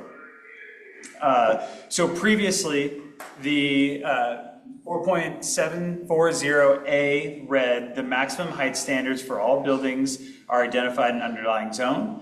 Building heights may be increased by an additional 15 feet if at least 4 of the requirements or elements are provided below. That's what it read before. So now we added this next sentence right here. In no instance shall the maximum height of a building exceed 4 stories or 50 feet. And the reason for that is we heard a lot of people when they hear 50 feet, they think that it's a much taller building, but in reality, it's 4 stories. And I have a diagram that actually Erica put together for us, which was really helpful, that I will pull up as well, kind of explaining that. So here's just a quick diagram showing, and this isn't exact to ours. This is just a diagram that was put together, kind of showing what 50 feet looks like. So on the base floor, our requirement in this proposed addition is, or this proposed code amendment is 10 to 12 feet for a base floor. And then each story, 9 to 10, 9 to 10. So it shows like that right there is 42 feet, so there isn't enough room to really get a fifth story. So especially if we have pitched roofs. Yeah. I just want to say there could be, but it's it's unlikely. It's more of a loft, if anything. It's more of a loft, and you'll get a very flat roof, and most developers don't want to put in a commercial grade roof. Most of what we see in these types of developments, just in general, not necessarily here, but just in general, are their pitched roofs. And how we calculate height on a pitched roof is from the midpoint between the eave and the very top midpoint to the ground. So when you calculate that if it's 50 feet or 4 stories, that's 50 feet to that midpoint. So there isn't really a whole lot of room to get that extra full, you won't have a full story typically, because you need the room in between each floor for utilities, ductwork, electrical, sound barrier for multifamily residential. So that's why we added that, is to show that 4 stories or 50 feet, but in no case can you go above 4 stories. Okay, so your discretionary variance, right, of 15% does not apply to this. If it did, we don't have a stipulation not requiring it, but if they, go ahead. No, I want you to. I was gonna say, but if someone were to request that, it would be coming to planning commission for planning commission approval. And they would have to have some sort of, they'd have to meet the variance requirements such as topography, or there's some sort of site constraint where they would need that extra story. And allowing a developer to go up increased height, unless it's a very unique site with different topography or something that's really hindering them where they do need that extra bit, I don't see it happening. But that's just my personal opinion. Anybody can apply for anything they want. Doesn't mean that it would be recommended for approval.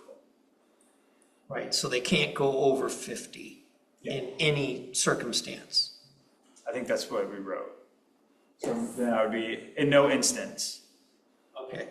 shall max height of a building exceed I 50. just want to make sure that we would not be putting the variance on top of that. I shared the same concern. And even if we did, 15% of 50 foot is 7.5 feet, which is still not enough to make a story. What 7.5 would get you a pretty good roof line. It would enable you to do some different things. I will just say around here, going from 50 to 57 is a big deal. Going to 50 is a big deal. Going to 57 is a really big deal. I have to agree though with Dakota. If somebody came in and wanted to do a 15% variance on top of this and create a 57-foot building, I think it would be hard for us to approve that application with the criteria approval that we have in our development code unless the lot had some sort of, topography issue. That's really the only way. It really comes down to whether the lot is constraining it in a way, and they have to prove that in their narrative, that the lot is constraining or there's some sort of hardship where they would need that. And as being a planner, it would come to planning commission for approval, but being a planner, it'd be really hard for me to recommend approval of something when they're already given additional height requirement, if they do the 4 of the 6 things. So it'd be really hard for me to see a reason why they would need to increase. So, at the same, and I say that because we cannot hinder an applicant from applying for an application if they choose to do so. We're not allowed to do that. So we can't put a stipulation in the code saying no variances are permitted. Because we have to allow for anybody to do what they want. Doesn't mean it's going to be approved. Doesn't mean it'll have staff recommendation for approval. But we just can't hinder it. It could be approved. The variance would apply to this, or could apply to this. Yes, Okay, yes. so that's a different thing than a 50-foot cap. You're a 50-foot cap, but it could potentially be 57.5. Yes, but we're saying that if an application was made for a variance, it would be very hard for us to write findings for approval. Because there's different options. And in order for a person to state that they need a variance, they have to have a hardship. So they have to prove to us that the lot that they're building on has some sort of hardship, and that's why they need to increase the height. Everybody has a hardship. Pardon me? So everybody has a hardship.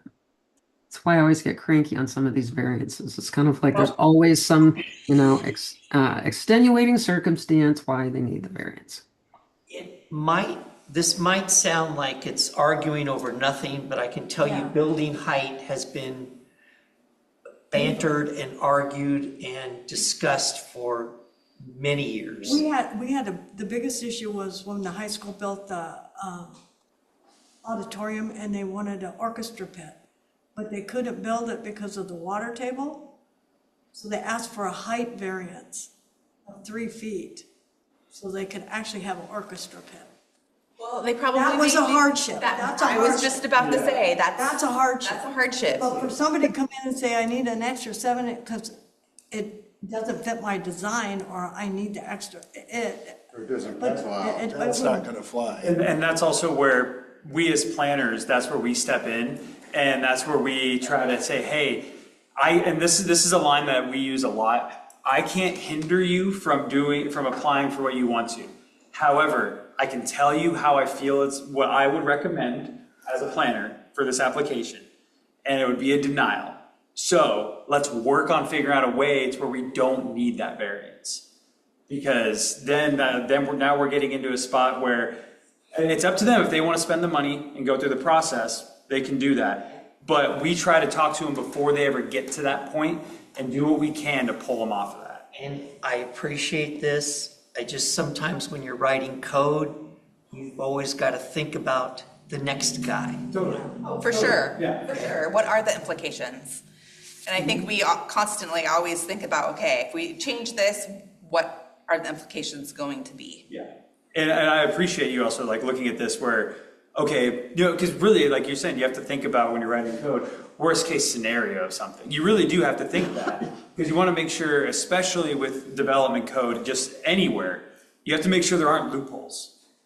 Because the loopholes are, like, as a planner, that's the most frustrating thing is when someone finds a loophole somewhere and I can't do my job by reading the code and explaining why it should be one way because there's a loophole somewhere in the code.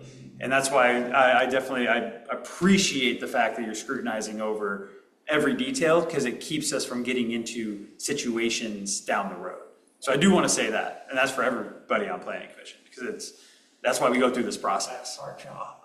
Commissioner Allen. Chair Stephenson and of course others here, been here a long time, right? And we've gone through this quite a bit. We've had some surprises in the past where it's like, oops, didn't really intend for that. Right.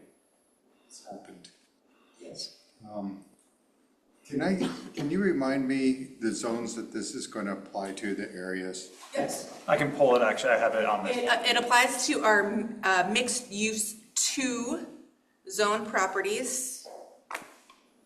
So it's mixed use 2 and mixed use 1, only in the section east of 257, a small section north of Columbia. Sorry, west, not east. East is downtown. Thank you for clarifying. We're not doing that. West of 257. And north is up. North is up. Just clarifying, no other areas? No, just the section that's shaded in kind of a beigeish green. And in this area right now, the current limit is it 35? 35 and change. So isn't there some mixed use on the backside of Mount Hood Community College? Isn't that community commercial? I can pull up my zoning map real quick. No, it's not all. You're thinking of the industrial stuff. Yeah, the light industrial. Oh, yeah, They have that Industrial small park. section. industrial park zone, or only industrial park zone. Yeah. That's what you're thinking of, I think. Okay. Yeah, that little like. And I do want to make sure that it is only for the sections, these parcels here. It's not all MU1 and MU2. I do want to make that clear. Okay. Because that would encompass areas that we really don't want this to go. Okay. It's the shaded in the figure here. Correct. Correct. That's why we're dealing with this as an overlay and not a Exactly, not a change to the code sections of NU1, NU2. It'd be a new overlay section. Okay. Added below the town center overlay currently in our code. It's a fair amount of property, though. And when I brought this up, I did discuss some of these changes last week with the Citizens Advisory Committee. And they brought up some good questions and some thoughts. And you'll notice that a lot of these parcels are smaller.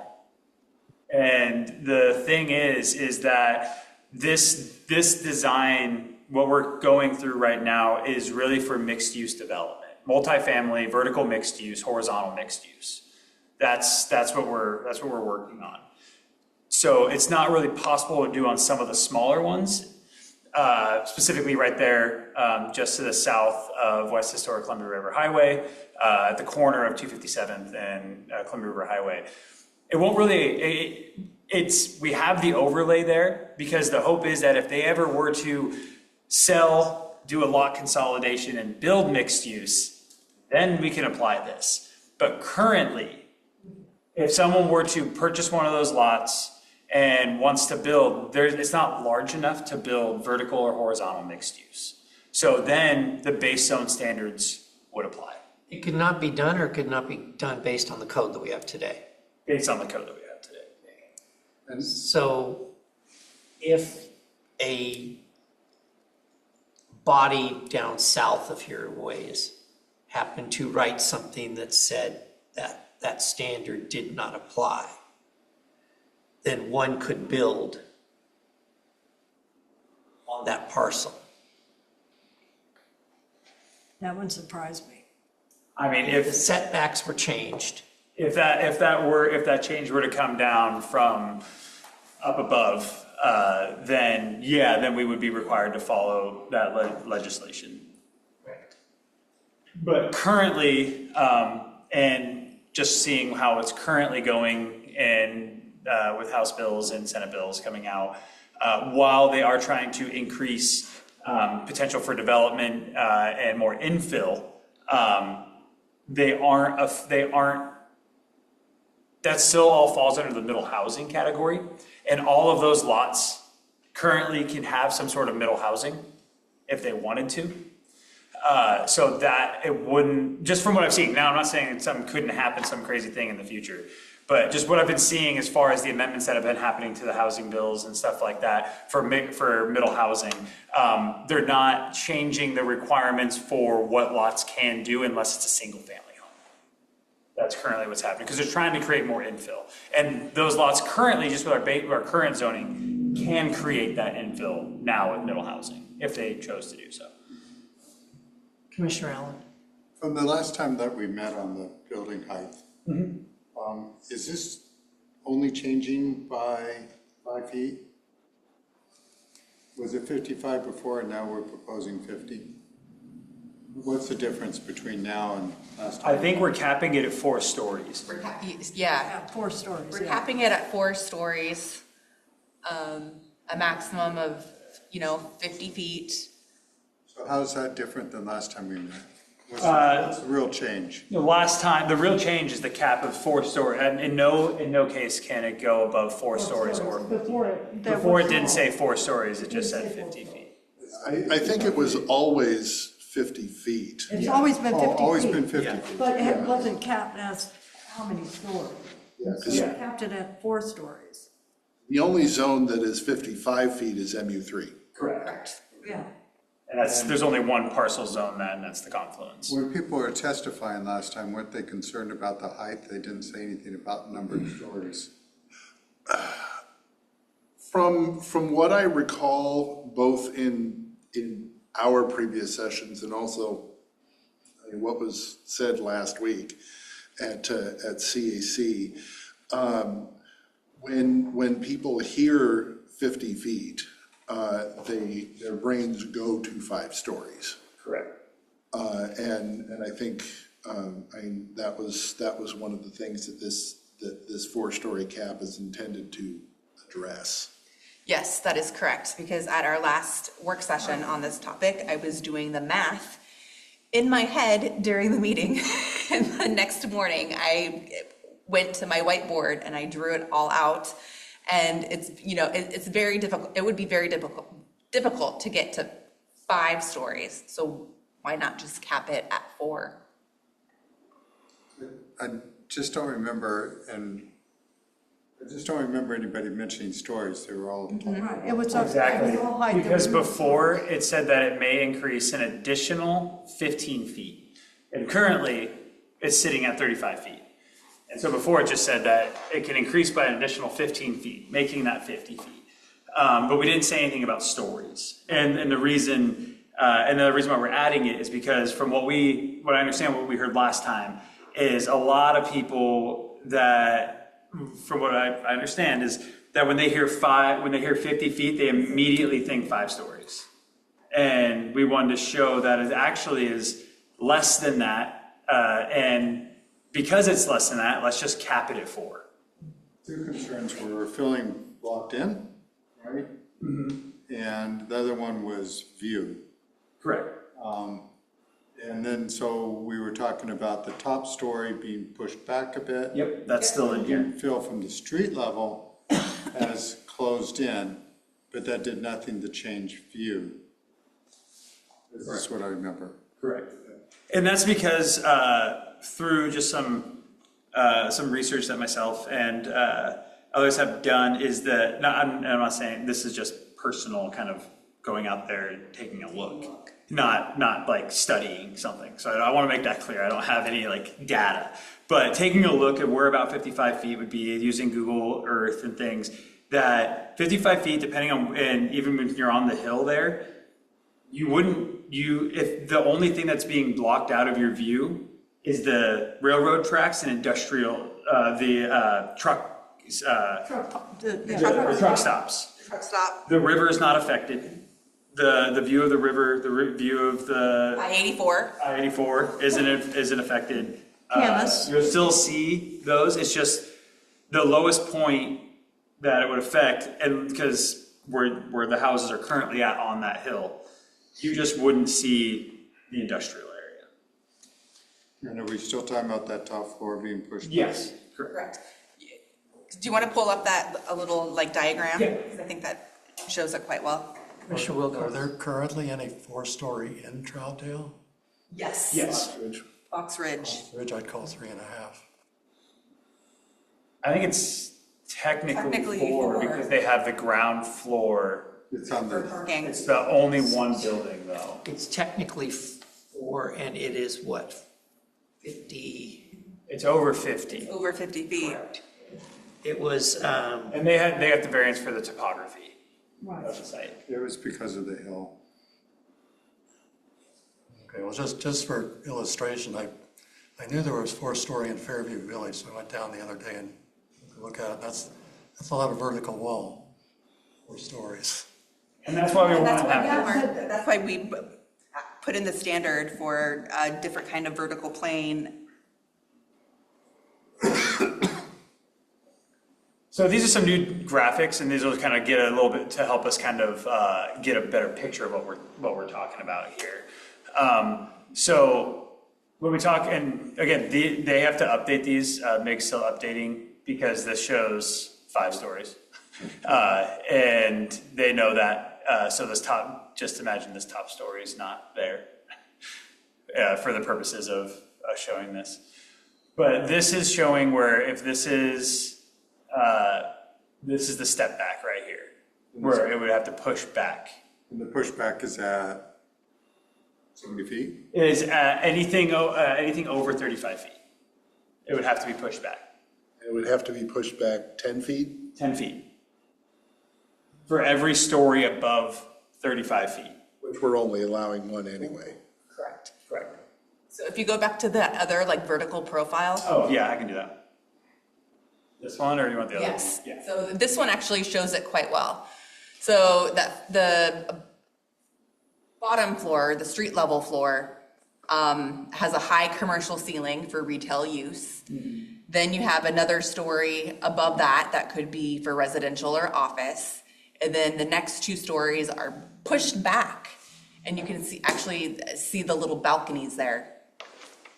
Or it could be a balcony, and again, it has to be a minimum of 10 feet. They could push it back more, depending on who wants to design. Maybe they want to do, like, if it's residential, because I've seen these in just around places, where if they were to push back, that could be an open area, like a community area for the residences above, where it's like, oh, this is a barbecue area. It's like basically an outdoor patio for the community. So they pushed them back further and made thinner for the rest of the development. And again, we require 10 to 12 feet right now for the base floor. They could go more. I'm just saying it has to be a minimum of 10 to 12. So they could make it a 15-foot first floor. So that's why these are minimum requirements, not maximum. So the minimum is 10 and 9. The minimum we only have a minimum right now for the base, because then our, I think it's 8.12, if I remember incorrectly off the top of my head. That's basically anything over that ground floor, except for the step backs. Anything over that is where our current multifamily requirements come in to play for the requirements for height and that moving for residential development above the ground floor. But obviously the step backs and stuff, that's part of this as well.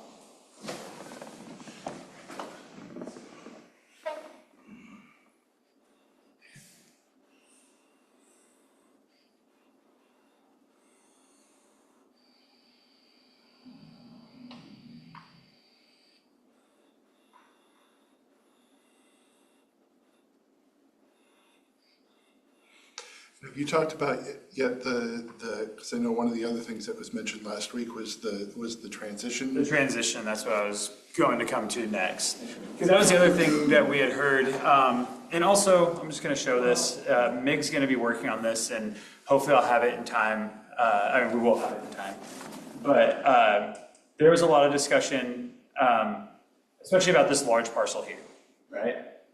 Because really, if you look at this, in the near future, that's really the main one that would potentially be able to come in for a development. That's ready. Correct. It's ready. It's ready, probably. Yeah, it's ready. I thought you said it's ready. Sorry.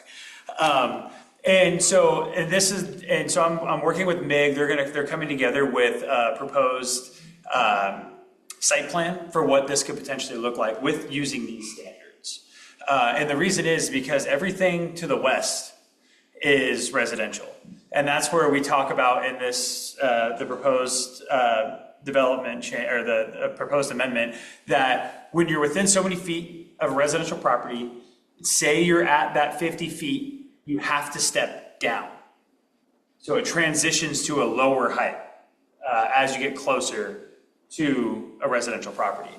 And we have that depicted.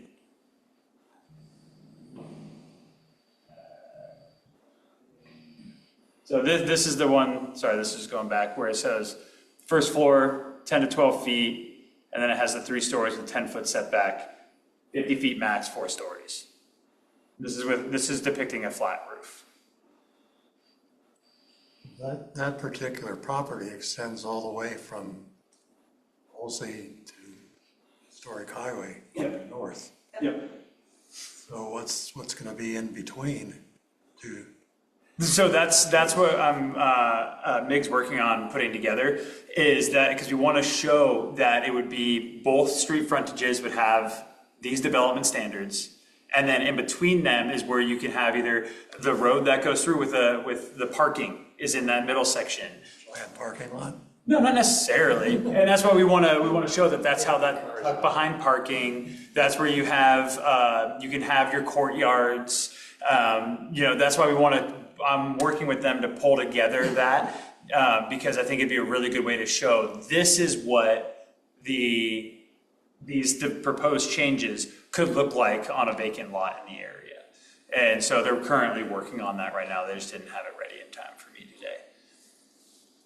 I I was just going to say that one of the things was, and you're talking about views, but what we did with Town Center was there was some pretty extensive discussions about height and views and things of that nature. And we actually went out and kind of shot it, simulated it, and then did that graphically. And the determination was made that we wanted to stay at 35. In that case, it's had in a hole, really. No, for downtown, for west of 257th, Right, that's where we. that area was So you're not deemed to talking be about the urban, at 35, No, the URA. not the URA. That's the one that we took up to 55. So this diagram here is also showing that if you're within 20 feet to a residential parcel, you are not allowed to go over 35 feet. That's where that step down comes into play. And a better is similar to this diagram here without this portion. If this is residential up here, within 20 feet, it would have to come down to a maximum 35. And that's to give a better transition from something that is mixed-use commercial, horizontal, or vertical mixed use or horizontal mixed use. And that's to transition it into residential. So you don't have, say if someone wants to go up to the maximum height, you don't have a 4-story building and then you have a 2-story residential townhome right next to it. There's a 20-foot buffer and it cannot be more than 35. So that's where it steps down towards residential. I have a question. For the properties that are on Halsey Street, but have a pretty significant drop in elevation into the Columbia River Highway Road, on that, if they have the whole section, and let's say they have the maximum 4 stories against Halsey, as the elevation drops beneath them, could they end up with 10 stories on the backside? No more than 4 stories. 50 feet, 4 stories. That's from ground level at their lowest. Correct. So then it would drop it'd still stay 4 stories the further, even though the elevation is dropping. Correct. Okay.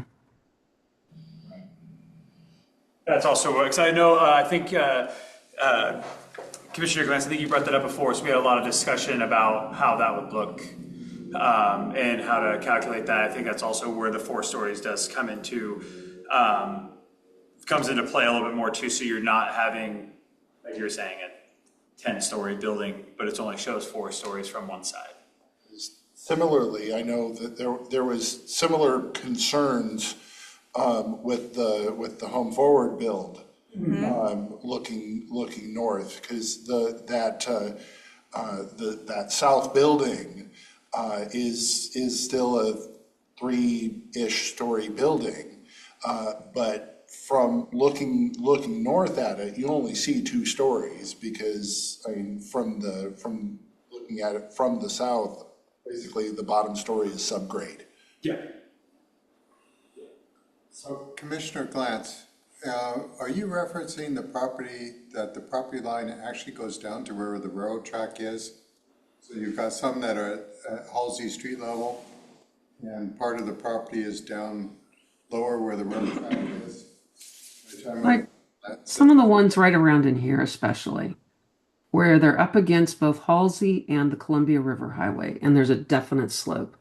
And what I think of is what I see in Wood Village, where they have those apartments that up against Halsey Street aren't that high, but when you come up off the 238th exit, there's a lot of stories on those buildings from that backside, and it looks not necessarily great, in my opinion. yeah. That helps, thank you. Yep. Now, so the other thing, when Town Center looked at this, I know we looked at 35 and 55. We didn't look at 50. But at 55, there was certainly some issues with coming in, like on Halsey, because that's been kind of made into a gateway coming in. And the view of a lot of what is in Troutdale was compromised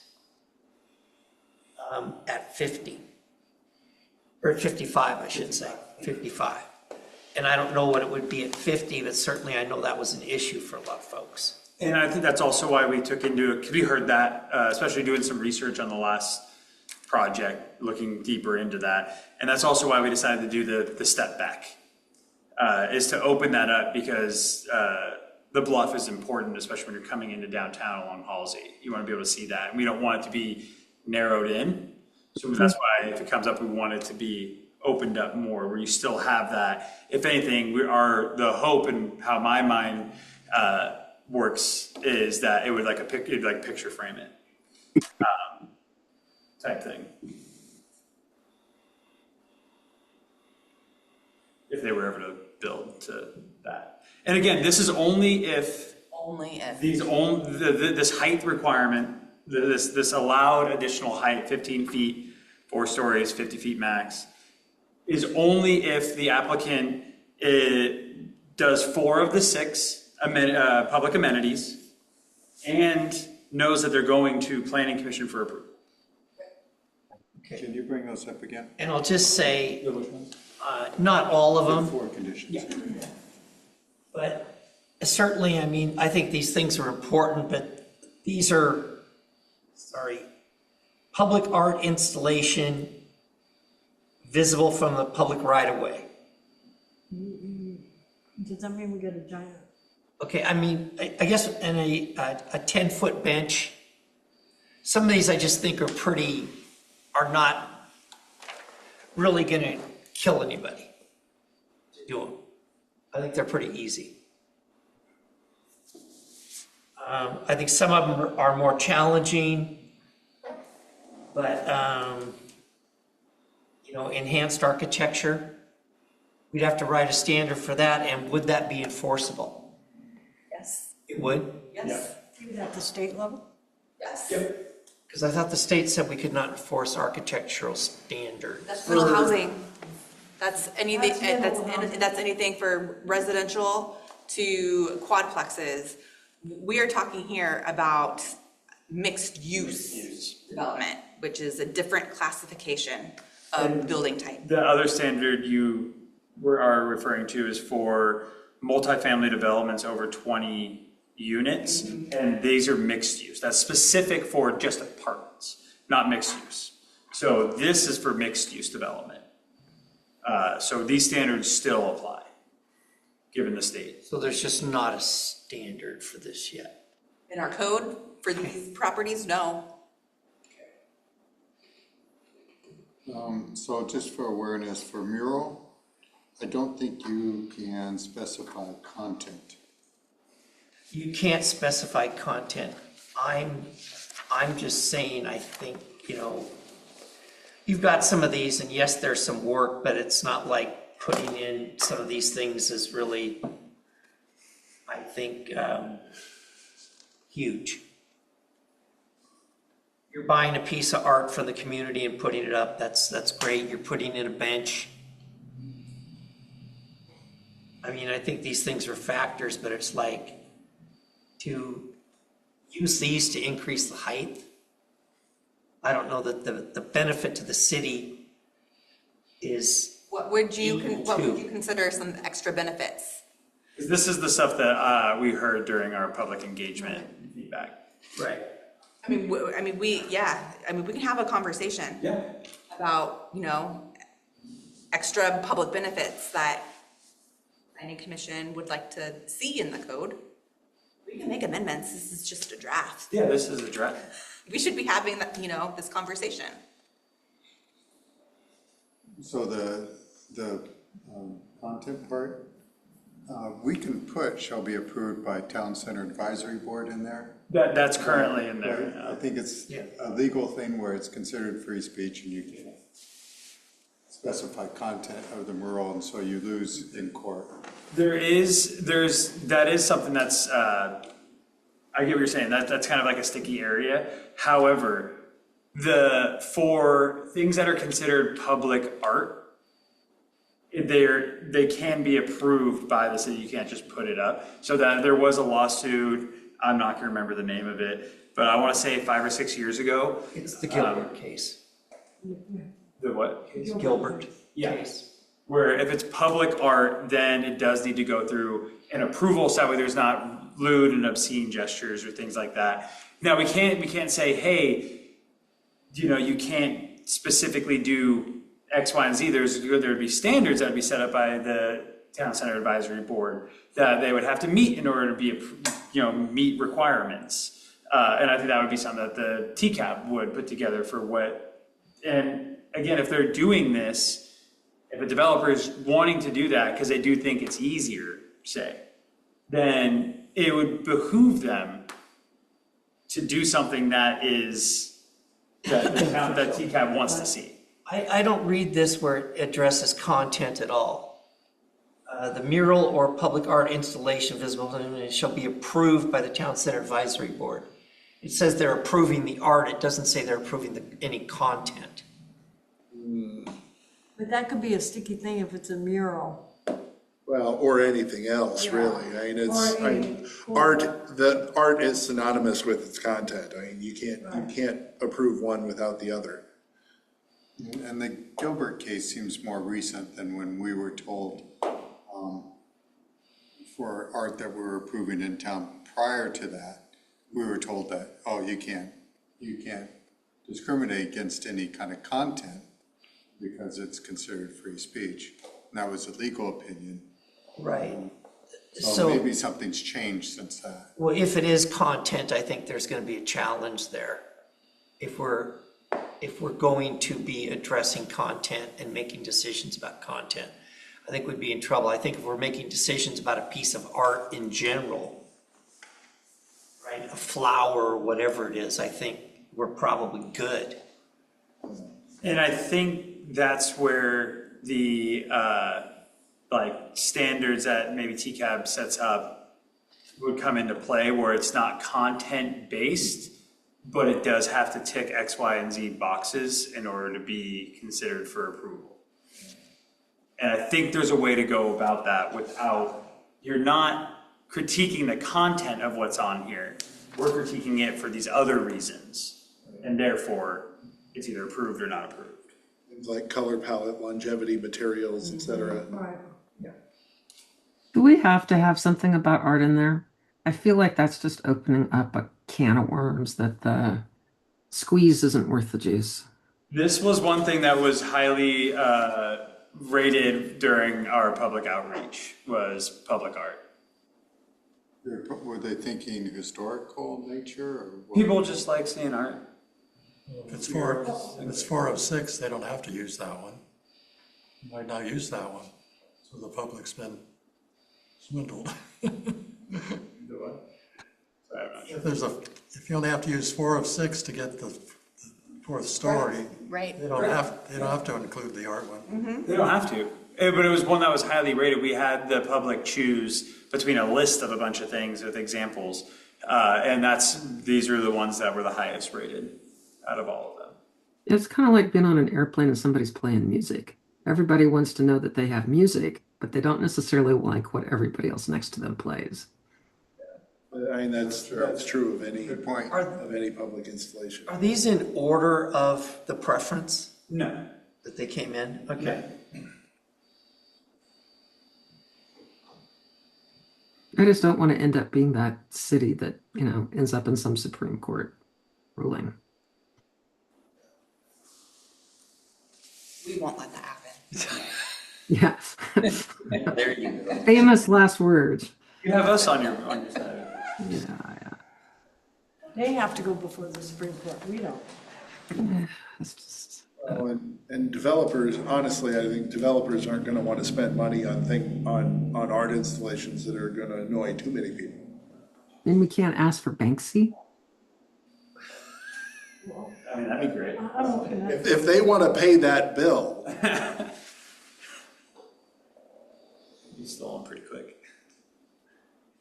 or set on fire, or shredded, or.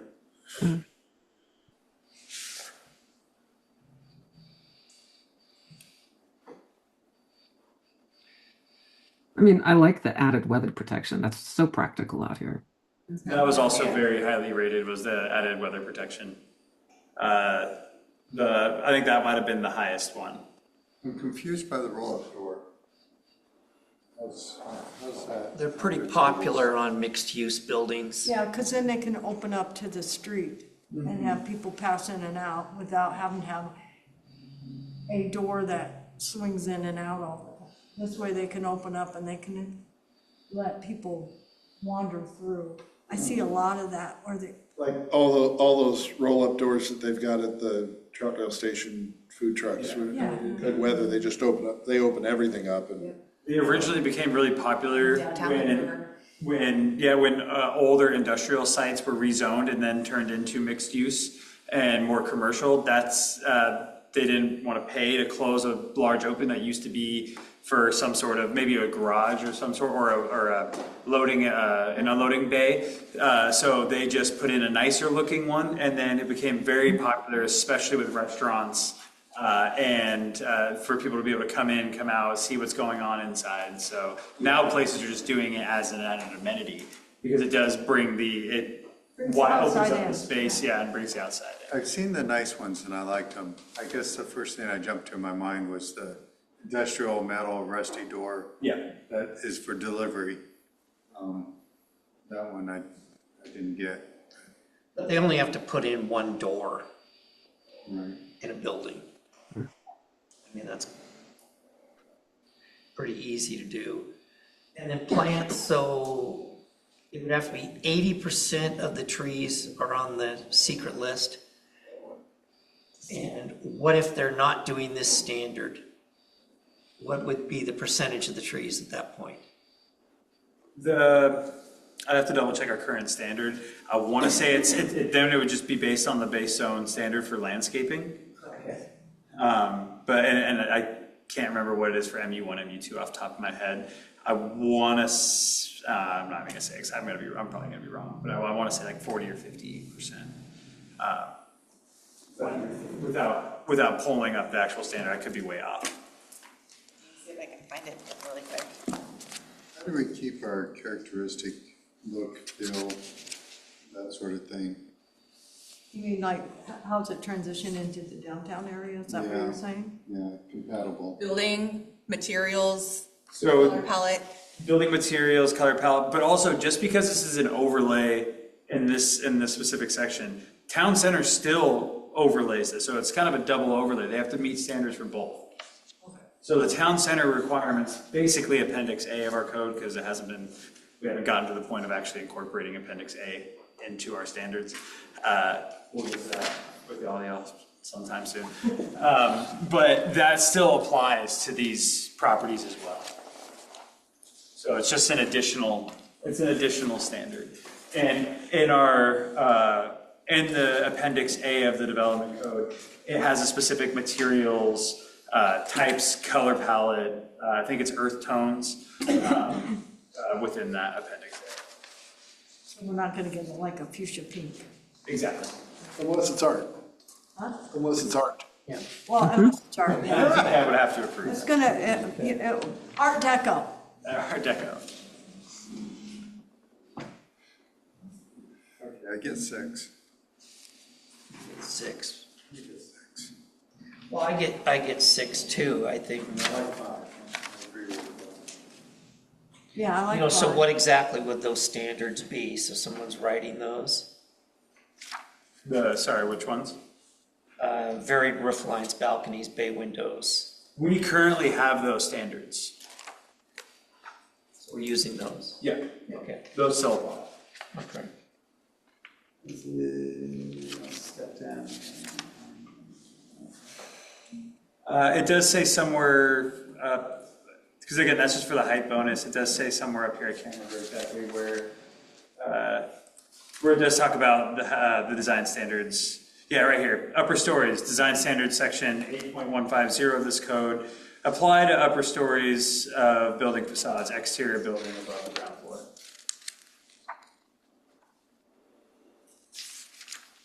Okay, so I'll go back to one that I asked earlier, which was about, so like an example is you can't park or circulate anything right between the buildings. We talked about that before. But between the street and the building? Is that what you're saying? Correct. Right, so you can't go from, you have part of your building that ends and the next person's building starts. You can't take that and basically make an alleyway to drive to the back of the property. No, you would have to if you're going to have parking in the back, which is what we want. Yeah. Right, and this says that parking and vehicle circulation is prohibited in the setback in areas of the building to the street lot line. Yeah, that's in the front of the building. And that front setback is where we don't want parking and we don't want driving. We want that to be for pedestrian, to make it more walkable. We want the parking to be in the back. For that large parcel, So if I can't park there and I can't circulate a vehicle there, how do I drive from point A to point B? A driveway is not circulation, correct? I disagree. You're circulating a vehicle. 'Cause I think what, at least the way I read that is you can't have like a semicircular driveway in the setback. They don't want vehicles blocking the front of the entrance. Correct. So When you're circulating traffic, you are driving. That is circulation, wherever you're going, whether you're going in a circle or whether you're going straight, that is circulation. right, but I don't think there's, I don't know how else it could be worded to allow a driveway to the back. yeah, so like this example here is like we're saying, we're maybe on this side, there's the drive, and then parking's back here, and you can have parking here, but it just can't be within the setback area. And so this has to be, and if there is gonna be parking, say on the side of it or something like that, it can't be within the setback and it has to be landscaped to buffer from the sidewalk. So that way you have a planter strip, so that way you're not you don't just immediately have cars. Yeah, you don't have a curb cut and then parking and then you have to walk to the building. We want the buildings to be fronted with parking in the rear, and you can still have drive aisles. We just don't want the drive aisles in the front. Right, you can share. And then ideally, if there's another We've addressed, okay, a curb cut and going from point A to point B. Is that what you're saying? Okay. And you can have a driveway servicing multiple properties. And then let me get back to that landscaping question. So I just don't see it that way. But the that's- minimum landscaping and then general mixed use is 15%. Okay, Okay. I was way off. You were. That's why I didn't want to say it. That's right. I knew I was gonna be off. We would hope it would be that much. 80% would be great.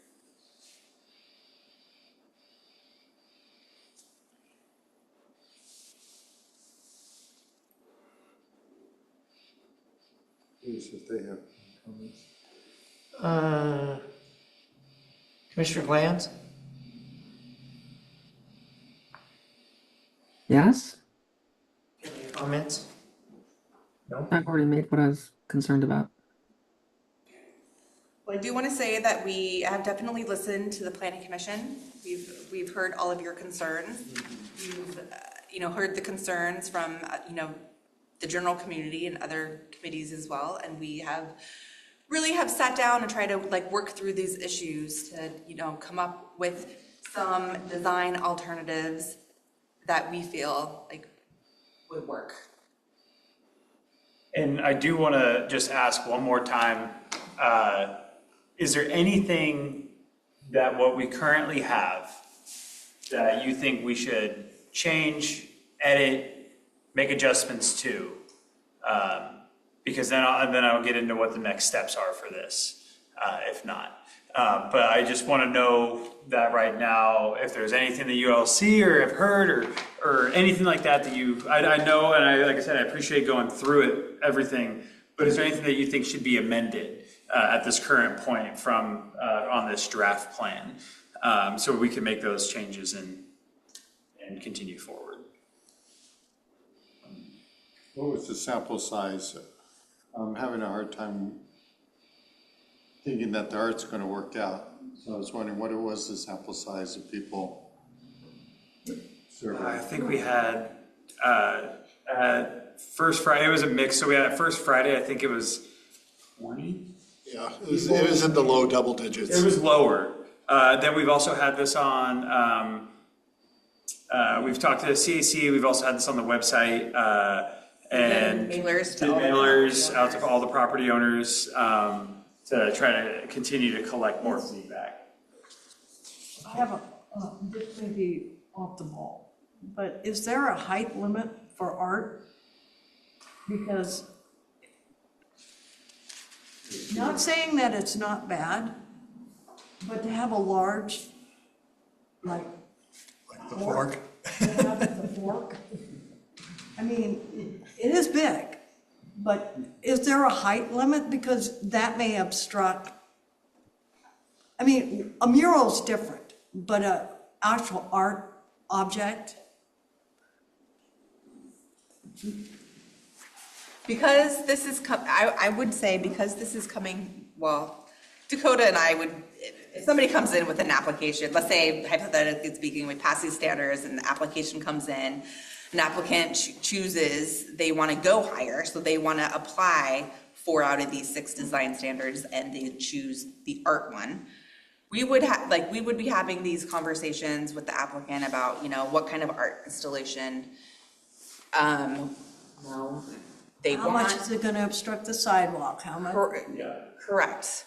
Because there are still requirements, both in this and in our current code for, you know, for example, sidewalk widths. And then for, if it's, say it's going to be in a plaza dimensions, X amount of square footage, and that's designed for seating. So if they wanted to do some sort of sculpture, say, they would still have to provide enough to meet those requirements. So that means they would have to make it a little larger. Not the sculpture, the other, like the plaza and things of that nature. So, yeah, and that'd be a lot of discussion between staff and an applicant. But I think just a simple answer for your, I don't think we have we don't have any art standards. No, we do not. But this would be coming to the planning commission Yeah. for review and For review. consideration. I have a suggestion. Instead of asking them to supply art, why don't we ask them to contribute to an art fund and then we decide what the art is? I like that, good idea, Sandy, great idea, I do like that. I like that. I like that idea a lot because then it could be, you know, city provided public art. One question, because that's where just, I guess I think it's a great call to let's discuss what is there, can we put a dollar amount on it? Because the last thing I want is like, yeah, I'll throw $10 at it. You know, so it has to be like a substantial amount, but I don't know if there's any legalese or anything around that of how much they would have to contribute. Or is it that they, and like obviously it has to go to a fund, but I just don't, that's the questions that I would have. Creating the fund is the easy part in finance. You know, I think I would probably have some questions for our city attorney, but I mean, we could say something that's as easy as, you know, 3% of the total valuation of the project. I was just gonna say, when I've heard about things like that happening before in other municipal jurisdictions where particularly for public buildings, I've heard of budget requirements that say like 4% of the total value of the project needs to go into publicly viewable art. Commissioner Glantz's suggestion there does help alleviate my fears of, you would want something of some kind of character, nature theme that is conducive throughout the town center area that attracts tourists. I mean, that's what it's all about, right? You want to attract people into your town to do business. It can accomplish whatever we want it to accomplish. Right. As opposed And then we to, don't have any you know, content restrictions in terms of what someone decides to put in there. And, you know, whose daughter's a new artist. And It's more control. Yeah. I like that idea, and I like the idea of a percentage. Because that's why I was like, how do we put a dollar? But yeah, that makes sense as a percentage. Yeah. Yeah, I think that's a great idea, because then we could have a public art fund that then, if we can decide from there whether it's like TCAB that is the one that comes together to put public art along our Halsey downtown area, within our, town center, or how we'll figure out that part, but that's easy we could do down the road, and like Erica said, it's easy to create a fund, and that's just a line item. Get more artistic fish. More artistic fish. I do still choke on height, just because I didn't hear anybody say anything about number of floors. I don't know that we really care. But somebody help me with that one. I'm gonna need help to get past that one. What do you mean as far as height in general? Yeah, I think, we can do what we do. I think there's going to be blowback, changing the height. I just feel that. Coming from up above? It can come from a lot of places. Yeah. yeah. Okay. But we have to start somewhere. And leaving it at 4 stories gives better options than to boost it to where a lot of places are going 75 feet. Well, I don't disagree with you. I think your options are, of course, is going to whatever height or doing nothing. Right. I don't think lowering it's an option, so I'm not even saying that, but I think, you could leave it where it is today, or you could go up a little, you could go up significantly, you could do whatever, and that's part of the process that we're going through now.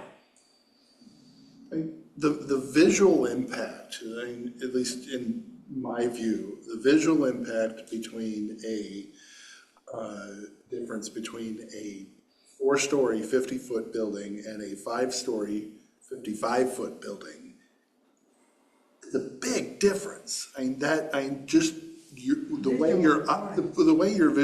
way your eyes work, that extra 5th story, is a big deal. So I think capping it at 4, to a certain extent, to my mind, is a plausible compromise to me.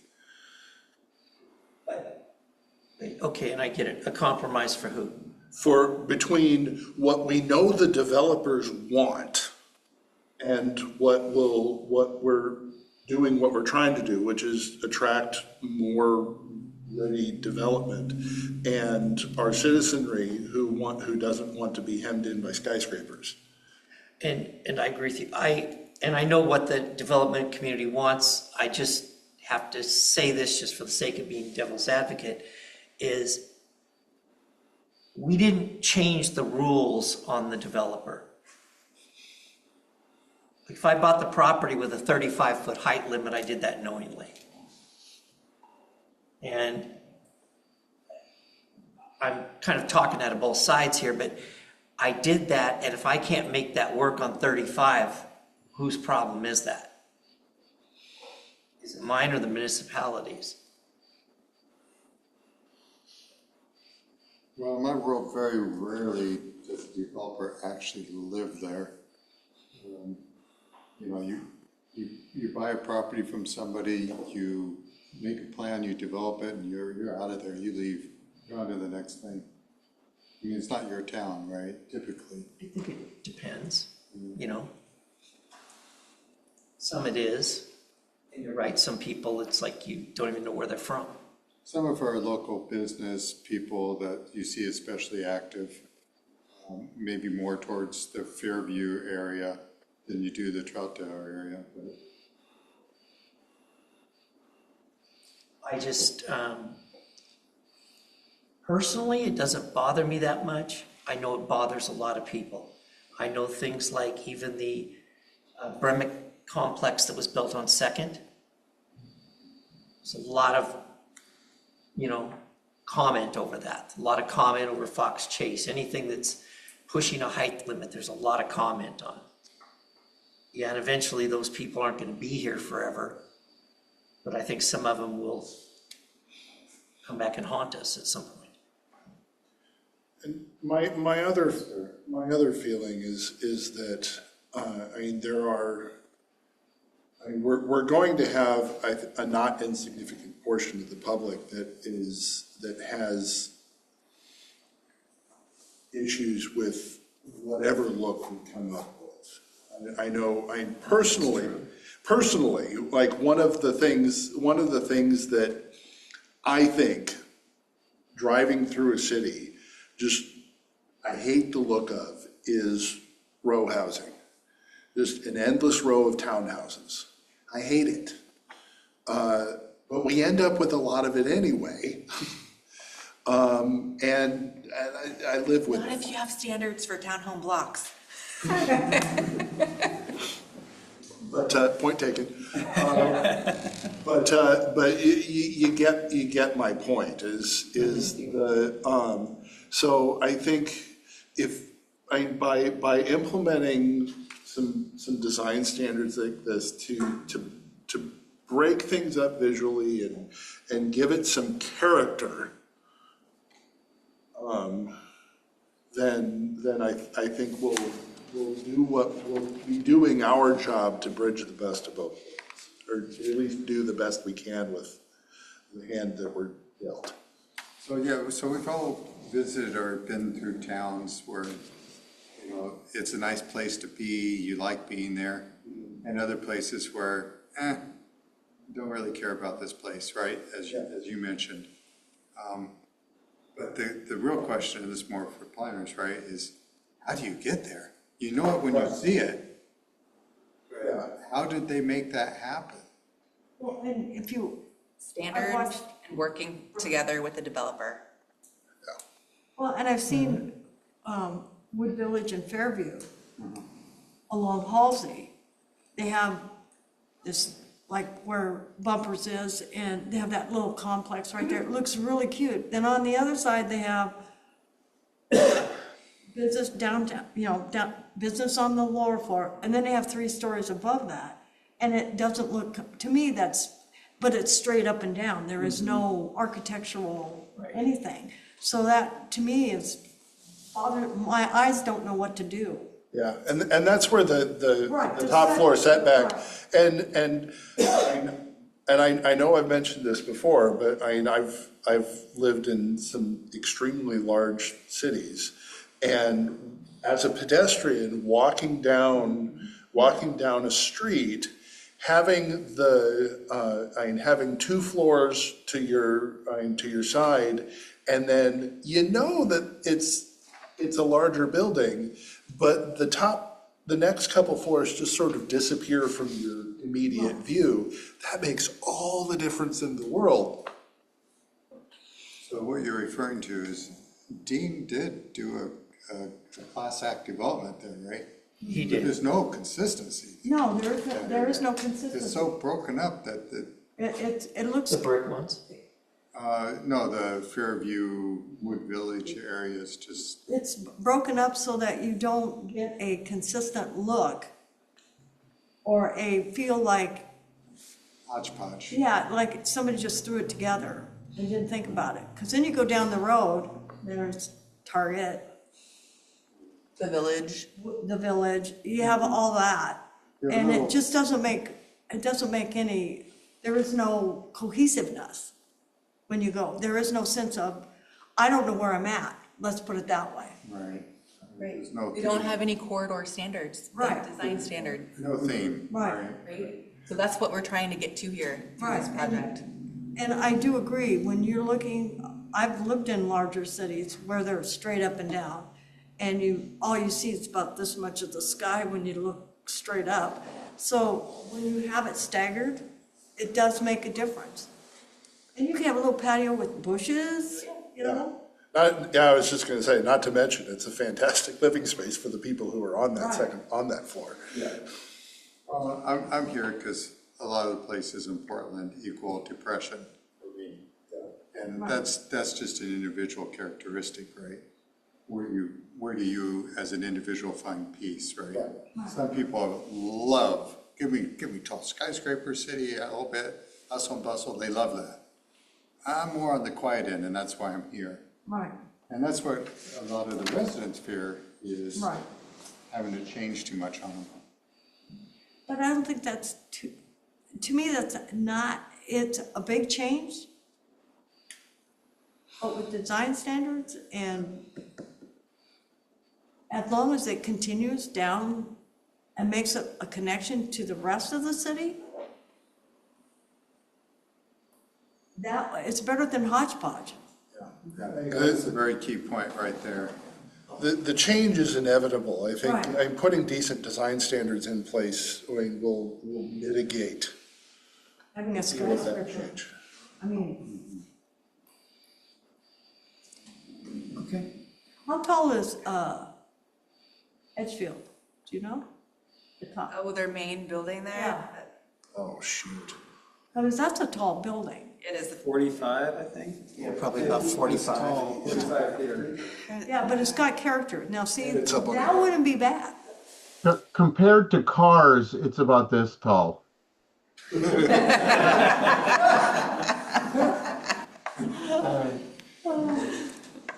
Okay.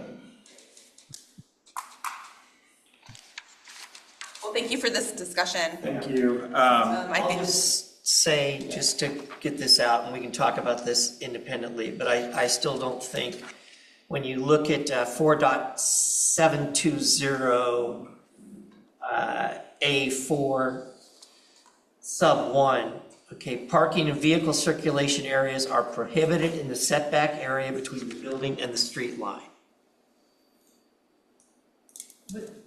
That tells me I can't drive from the front to the back. no, you can because you're, I wish I had a whiteboard in here sometime. I guess, yes. All right. Because you will, if you have, let's just say hypothetically speaking, we have a lot like on Halsey. It's setback. Yeah, the building is set back like, 10 feet or whatever. You can't park in front of that setback from, the sidewalk in front of the building. But if there's a driveway kind of off to the side, Through that. yeah, you can, Drive through it. But you can't park on it. you can drive on the driveway to your parking area, wherever that might be on the lot. It could be behind the building, it could be to Next to the building. Yes, to the side of the building, excluding the side setback area. If it's on the, Tree planting. yeah, if it's on the side of the building, say, and the requirement's a 10-foot setback, I'm just throwing this out there because I'm not looking at it directly. The side yard setbacks are 10 feet. Then you can drive through, say, you can go around the building, you can park on the side of the building if that's where they have the parking, not within that side yard setback and not within that front yard setback. Like right now, currently, I can park, I can drive through there. yeah, Yes, yeah, it's just. yes. I know that's hard for you to. it's hard to I'm wrap sorry, around. I just, know. I don't read it that way, and No, that's why we're talking about it. and then, so, what about, do we have loading zones? What about delivery trucks? Where are they gonna park? They'd have to be behind the building. And that, Your entrance is in the front. But your loading zone doesn't have to be in the front. Okay, but I guess, how do you get from the back to the front? There can be a secondary entrance in the back. Correct. So stomping grounds, for example, where that's in Fairview, where they have the parking lot to the side of the building, and then they have that one-way access in to get around to the back of the building, where actually people load. That's their loading zone back there.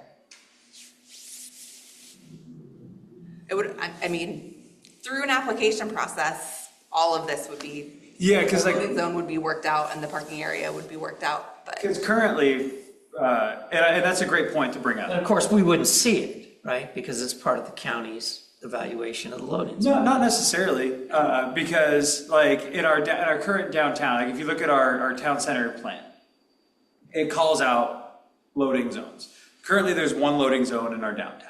Right.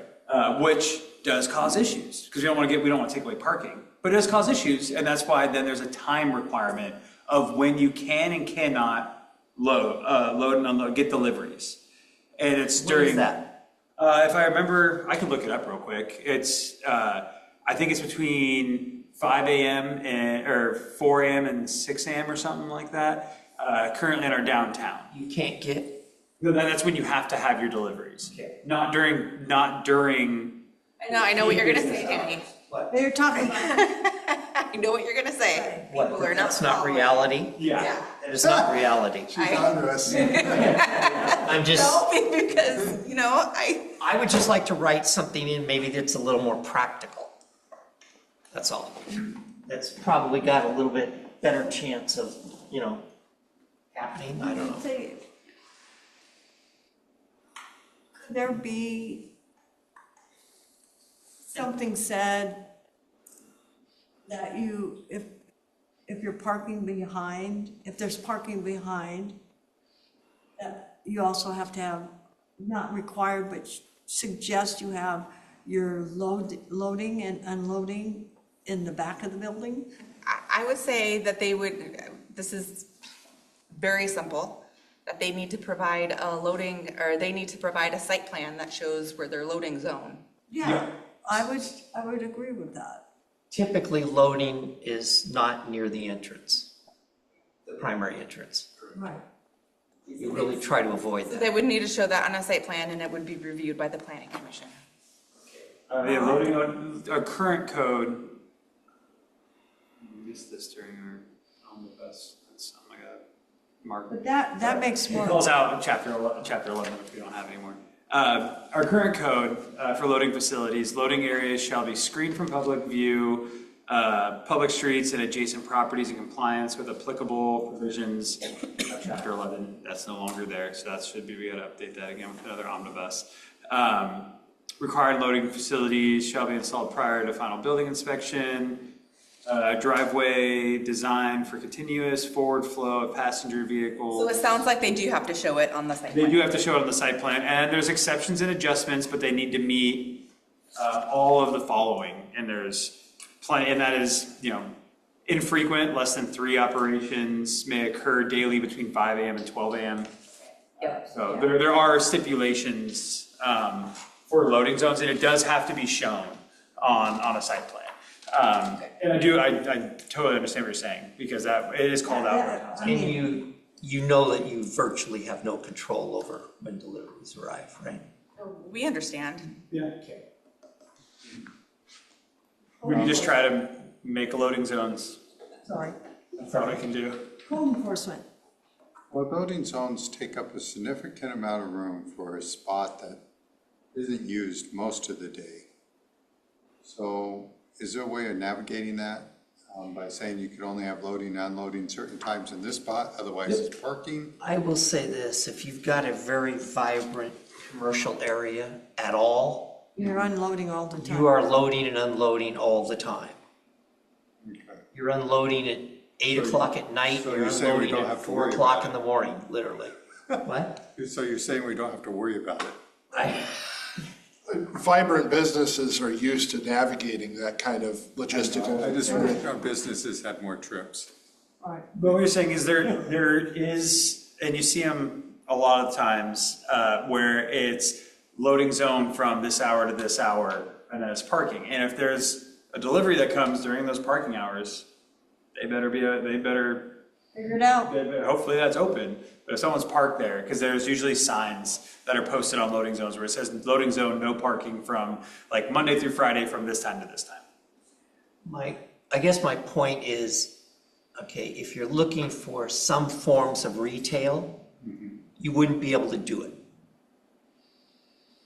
You may want to, but you wouldn't be able to do it. Adrian? Yeah.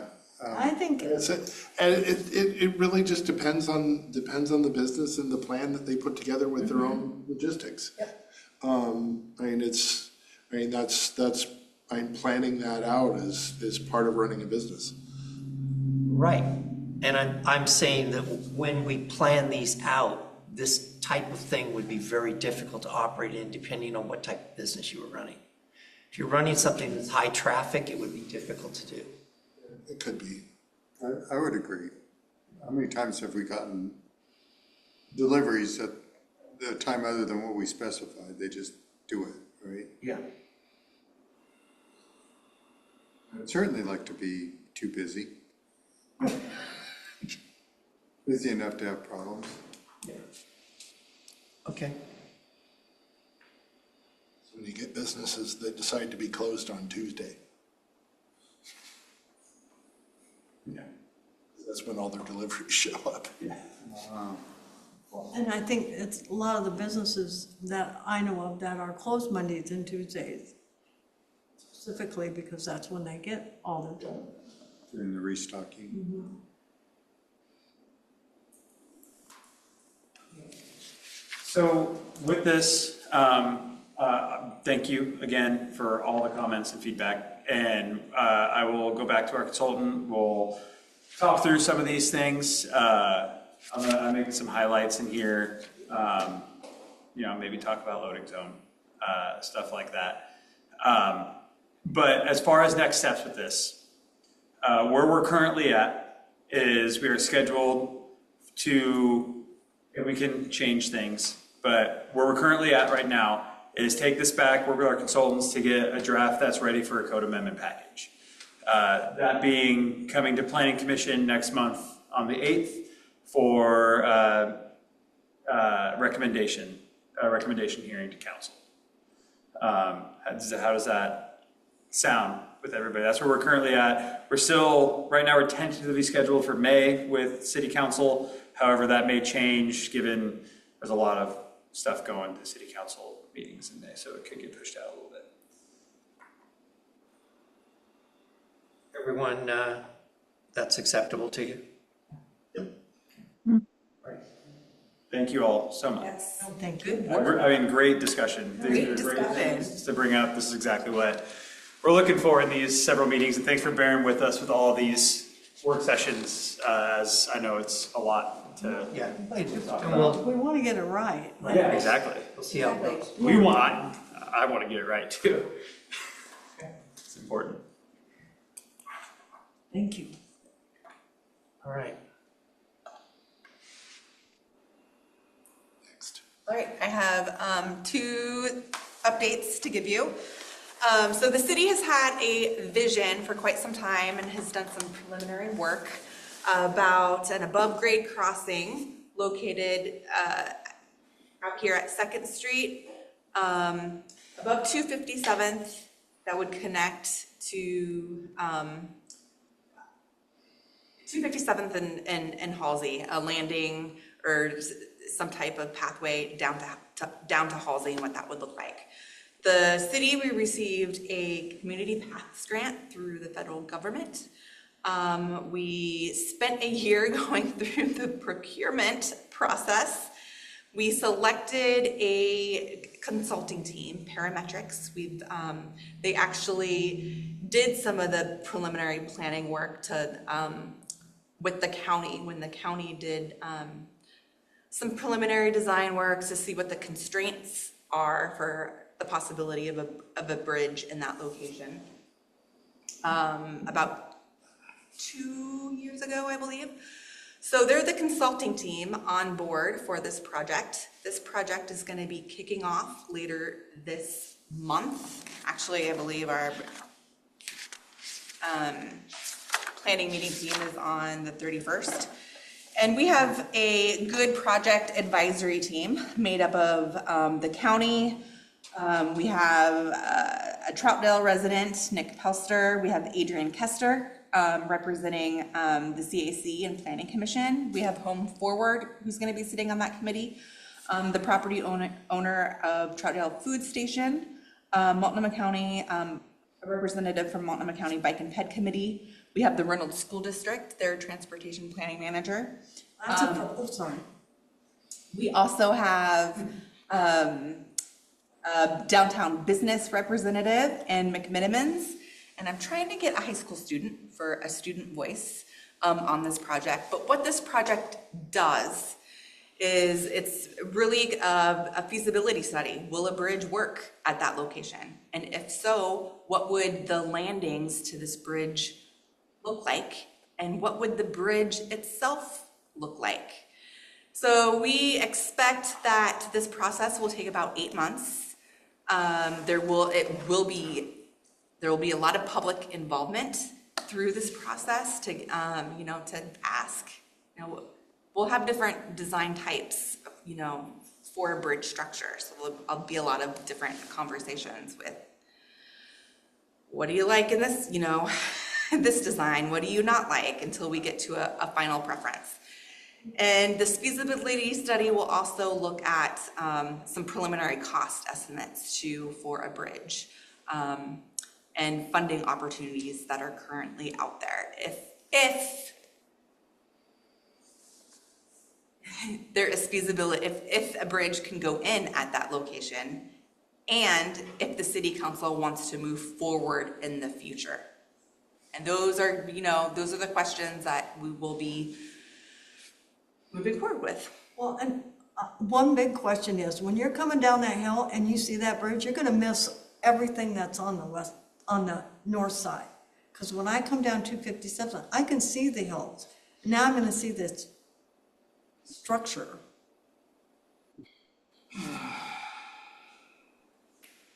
So this is the Second What Street happened- Bridge that we've talked about Yes. forever, The Second Street Bridge. Yeah. that we've always said we didn't want to do and we didn't want to pay for, and we don't have the money for that one. Yeah. Just checking. What happens structurally, if something happens and their accident hits, like we have with the Stark Street Bridge, heaven forbid a semi truck goes out of control and takes out part of it.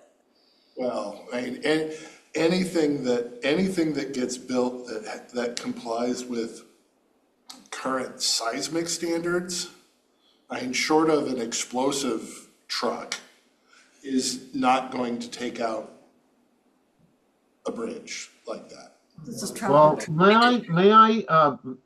may I just suggest, as Yes. point of order, that those are the kinds of opinions that we're going to be seeking out in this public comment and open forums, etc., over the next 8 months. We don't need to debate tonight the validity of this bridge.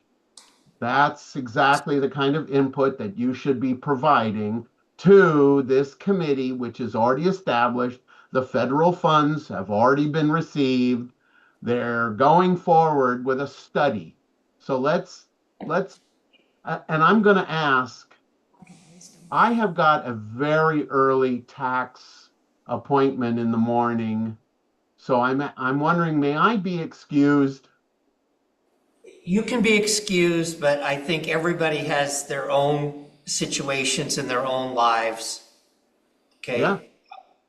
All right, and I don't think there was any big debate going on, but this bridge has been discussed and been debated in public meetings for years. I know. It's still- That's okay. So if I'm excused, you guys can continue with the debate. All right. Good night.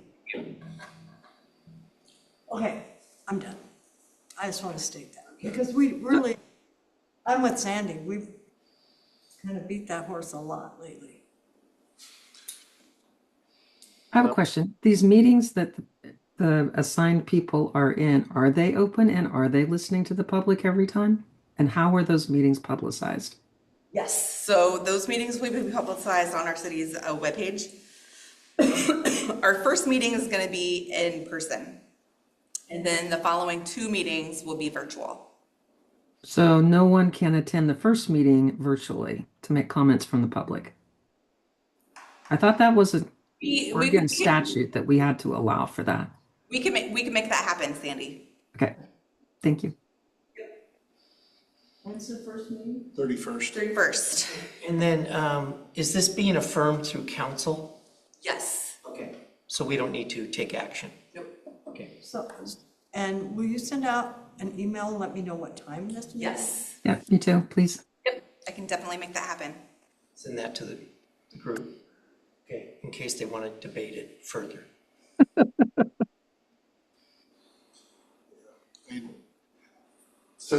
Since I'm on that group, you can feed things to me, and even if you can't attend, I'll try to pass things along and such. It's just been kind of a hot topic in a lot of ways. And I think you're seeing some of that. Oh, yeah, no, I have my own personal opinions about the project, many of which are slightly different than many of the ones that I've heard from different members of committees and public, et cetera. Yeah, it's, as Kevin said, it's something we'll get to spend the next 8 months deliberating again while we spend federal money doing it. Right. I'll just say, as far as point of order, there was a slight debate going on, but this is the first time that this has come up in front of this body. And this is in the form of a work session, it's not in the form of a hearing. Yeah, there's no, Okay. yeah. So I don't believe that we've broken any Robert's rules. No. Yeah.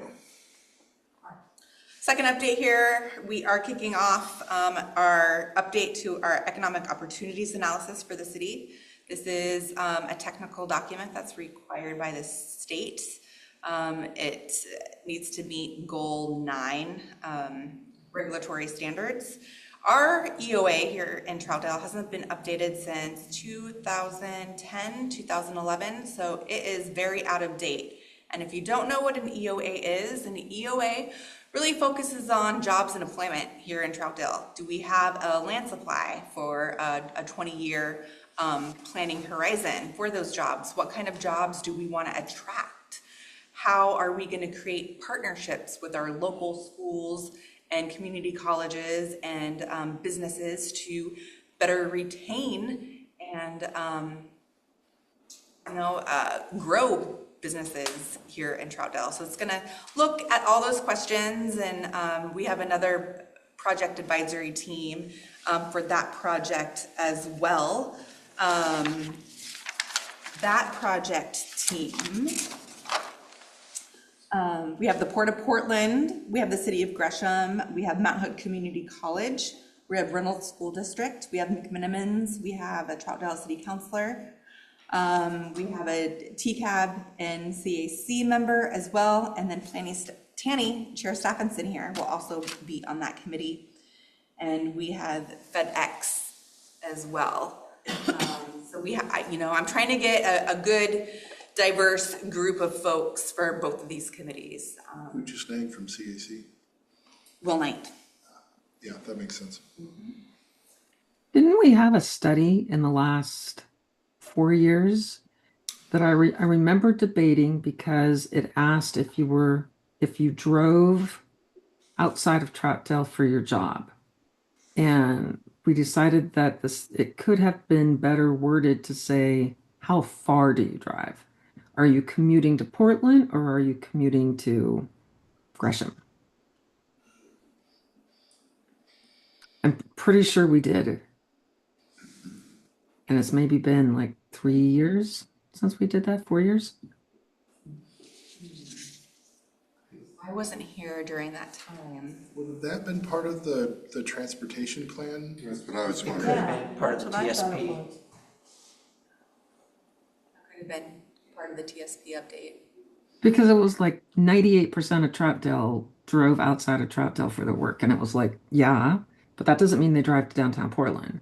We need to know how many are actually going to downtown Portland versus how many are driving to Vancouver or Clackamas or Gresham or... That's a very good point. What are the endpoints? At the time, I was driving to Beaverton. Well, That's awful. That's when I drove to Beaverton for a long time. So that project is kicking off on the same day, March 31st. That meeting will be all of our meetings for that particular topic will be online, virtual, and we'll have meeting packets up online a week in advance. If folks want to join virtually, they can, their public meetings. And we have a project page all set up for the EOA. Next week, we'll have a project page all set up for the Second Street Bridge project. So if you hear any questions from community members, or if they want additional information, you can direct them to the city's planning page.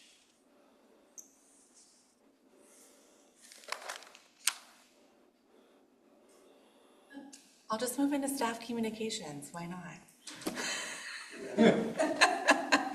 Good news, Sharon Nesbitt Heritage Park, they're gonna be wrapping up all of their final inspections within the next week and a half.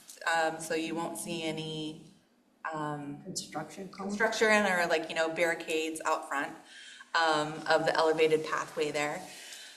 Since we received Oregon lottery dollars through the Oregon State Parks to construct that park, the Oregon Lottery is going to be coming out and they're going to be highlighting our park out here, and they're going to be doing a video. And that will be taking place the first week of April. So we've been working on getting the appropriate folks out here to do some interviews, the mayor and Sharon Nesbitt herself. And we hope to have a good little video, so we might be highlighted throughout the state of Oregon for this great, wonderful project that we did. Okay. And you're saying they'll be done with the construction part, so it'd be. In the next week and a half. Mm-hmm. Okay. Dakota, do you have anything else? Other than that, we deemed the conditional use for Dakota Coffee complete today. So that will be coming, obviously we have a meeting on the 8th. That'll be coming to a special meeting on the 29th of April. That's conditional use. Just deemed the sign variance incomplete today. They should get that back to me relatively quick. And if so, then once I receive the updated documents, then that will also be scheduled for the 29th hearing for a variance. So That's the home going forward, monument sign variance. The Dakota project, there was some question what space they're going into. Yeah, they're going into the former right next to Troutdale, just to the west of Troutdale, that other space there. They have the whole. The one that was alleys. Yes. Okay. Yeah. I can't remember. I can never remember. Northwest Artistry. Yes. Yes, the artistry building. Yes, that's where they're going. Your address number online is I fixed it. Troutdale's. Yeah, I noticed that as well when I was doing when I was going through the complete letter. They put down the wrong address. They used to be like. It used to be one solid building. They One solid building. divided it, so that's why it was confusion. Building also helped me realize that as well. Okay. Commissioner Allen? Nope, nothing. Okay. I want to thank staff, you guys are wonderful. I should have said that. He said ditto. Commissioner Glantz? Nothing for me. Okay. Mr. Stevens, anything? Thank you, staff, for all you've done, and good to hear that the Sharon Nesbitt Trail will be open. That is good news. It's awesome. Thank you, sir. Mr. Kessler? Nope. Got one thing and then some more that's going to have to put off till next time, I guess. Looking at the code, the development code related to childcare, I found some discrepancies between our definitions and the state's definitions, but I'm going to get into it now. Okay. But I did have an editorial comment on the Yuri's property that I didn't bring up earlier because it had nothing to do with the application. I feel like, since we're in a housing crisis, and I think it's bad policy to remove a property from the housing stock just because it's been out of housing for a certain period of time. want to make that point. That's all I have for now.